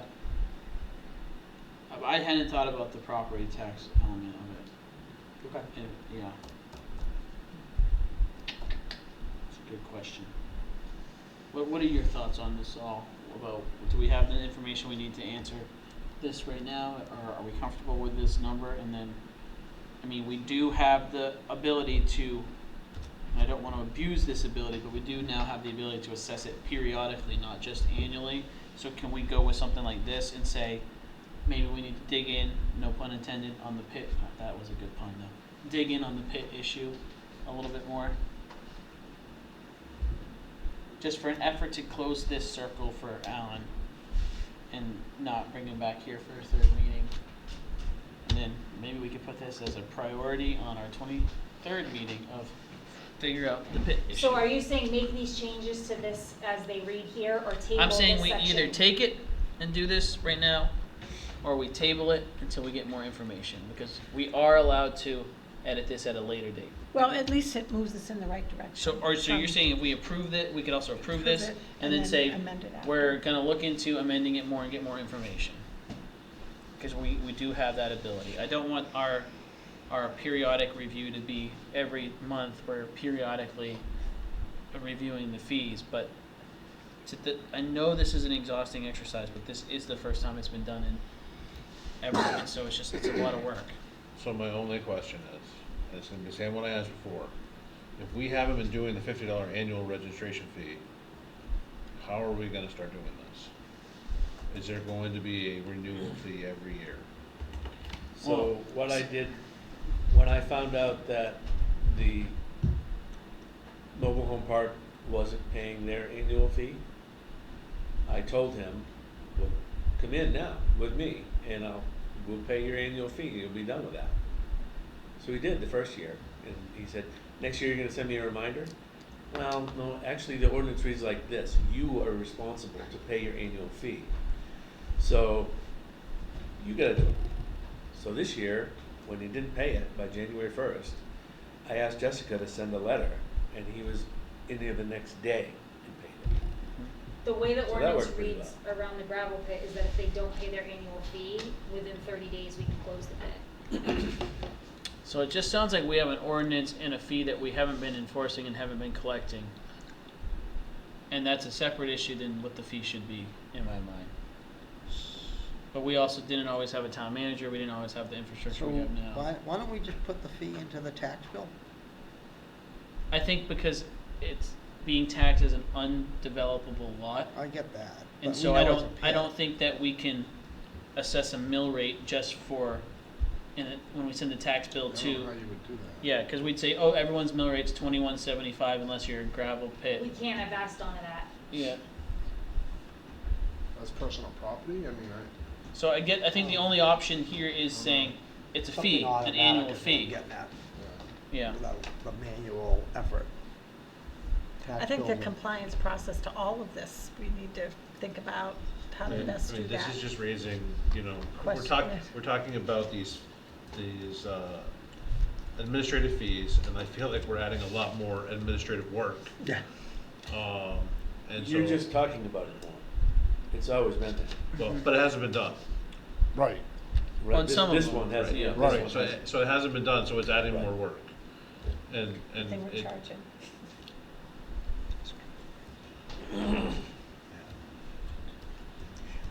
But like It's junkyard probably fees, something Oh, to one think second. about. Yeah, but yeah. like junkyard fees, what's, The junkyard people, there are 2 junkyards licensed, and they are on it because they don't want to lose their license. I don't think that an excuse for a fee should say, well, there's one industry in town that just doesn't pay their fees, so what are we gonna do, ask them to pay their fees? It's like, Yes.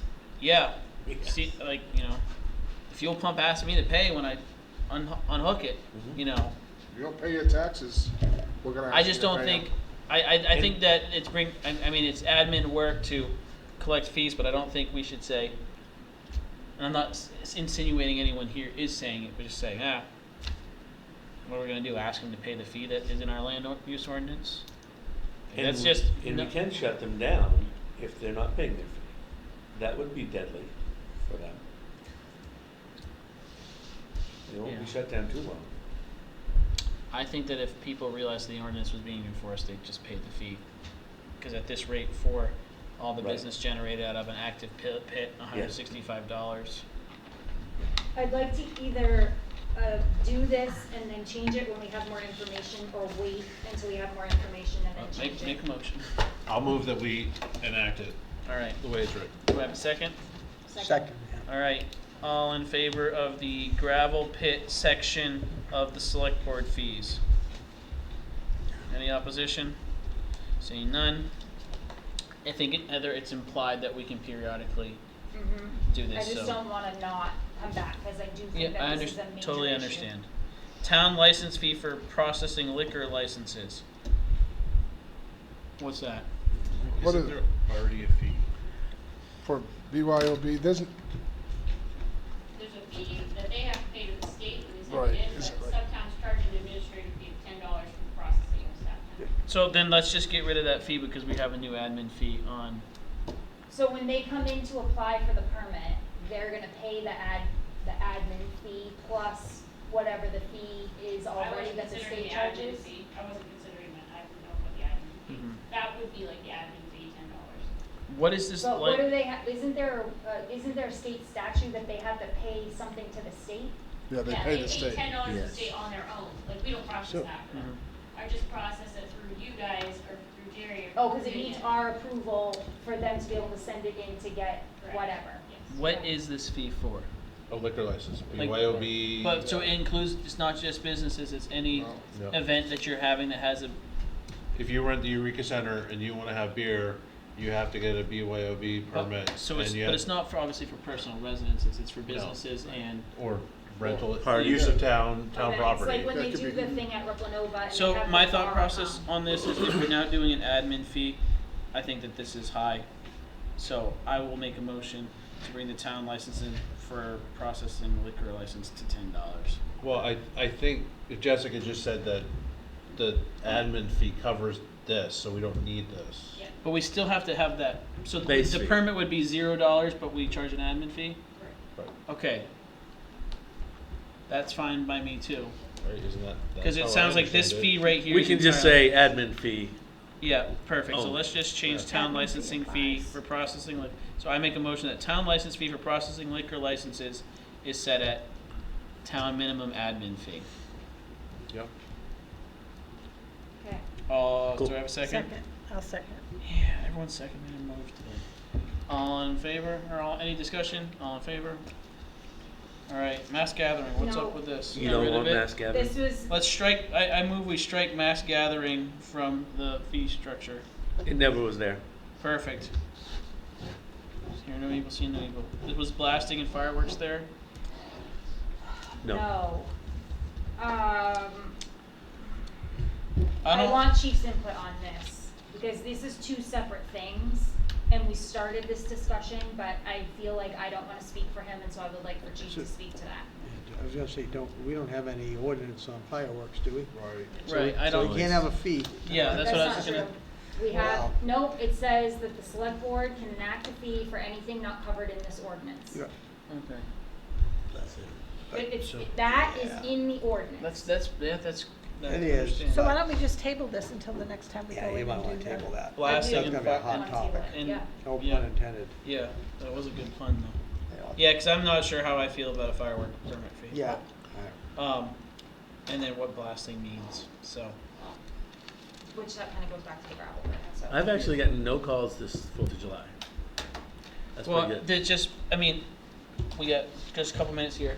To your point, when you asked Chief about other things, like, he's not saying, oh, we're having a bunch of more people sitting here on the 4th of July in anticipation, or it's not like, it's like right now, people get a fire permit.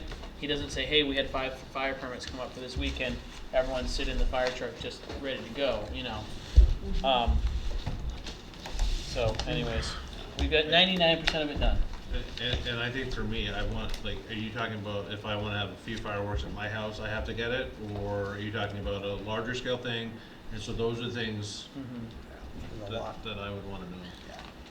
Yep. Yeah, And I agree, I don't feel like we have enough information. And then the blasting is that like blasting this other page here? And this is another page. This is the administrative fees that we have now currently. And I just asked Jessica to look at those and change them, if they needed to be. And one of the things This, is. I mean, it looks more like this is a copying fee versus anything else. Yes, it's, yep, copying, and there's Copying, scanning. notary services, Scanning is a new scanning, thing. trash, and then FOA. And there's a backside. Notary services, do we charge for notary services? Charge $0 for residents, $5 for non-residents. The rest of this stuff here is pretty much everything here to me.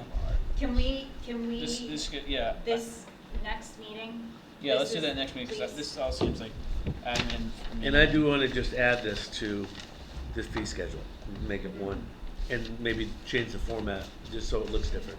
All right, And Eureka needs to be Yeah. added, Yeah. and there's a few other Yeah. things too. so we'll finish, do we need Alan at next meeting to do this No. and this?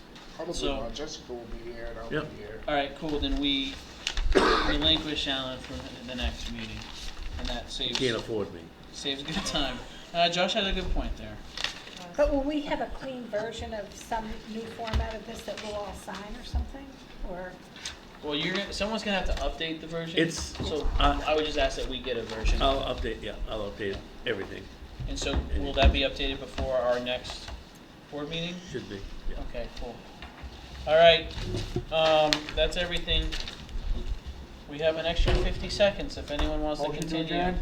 All right. All in favor? Any opposition? Seeing none? I have yet to see opposition to an adjournment. Auto work.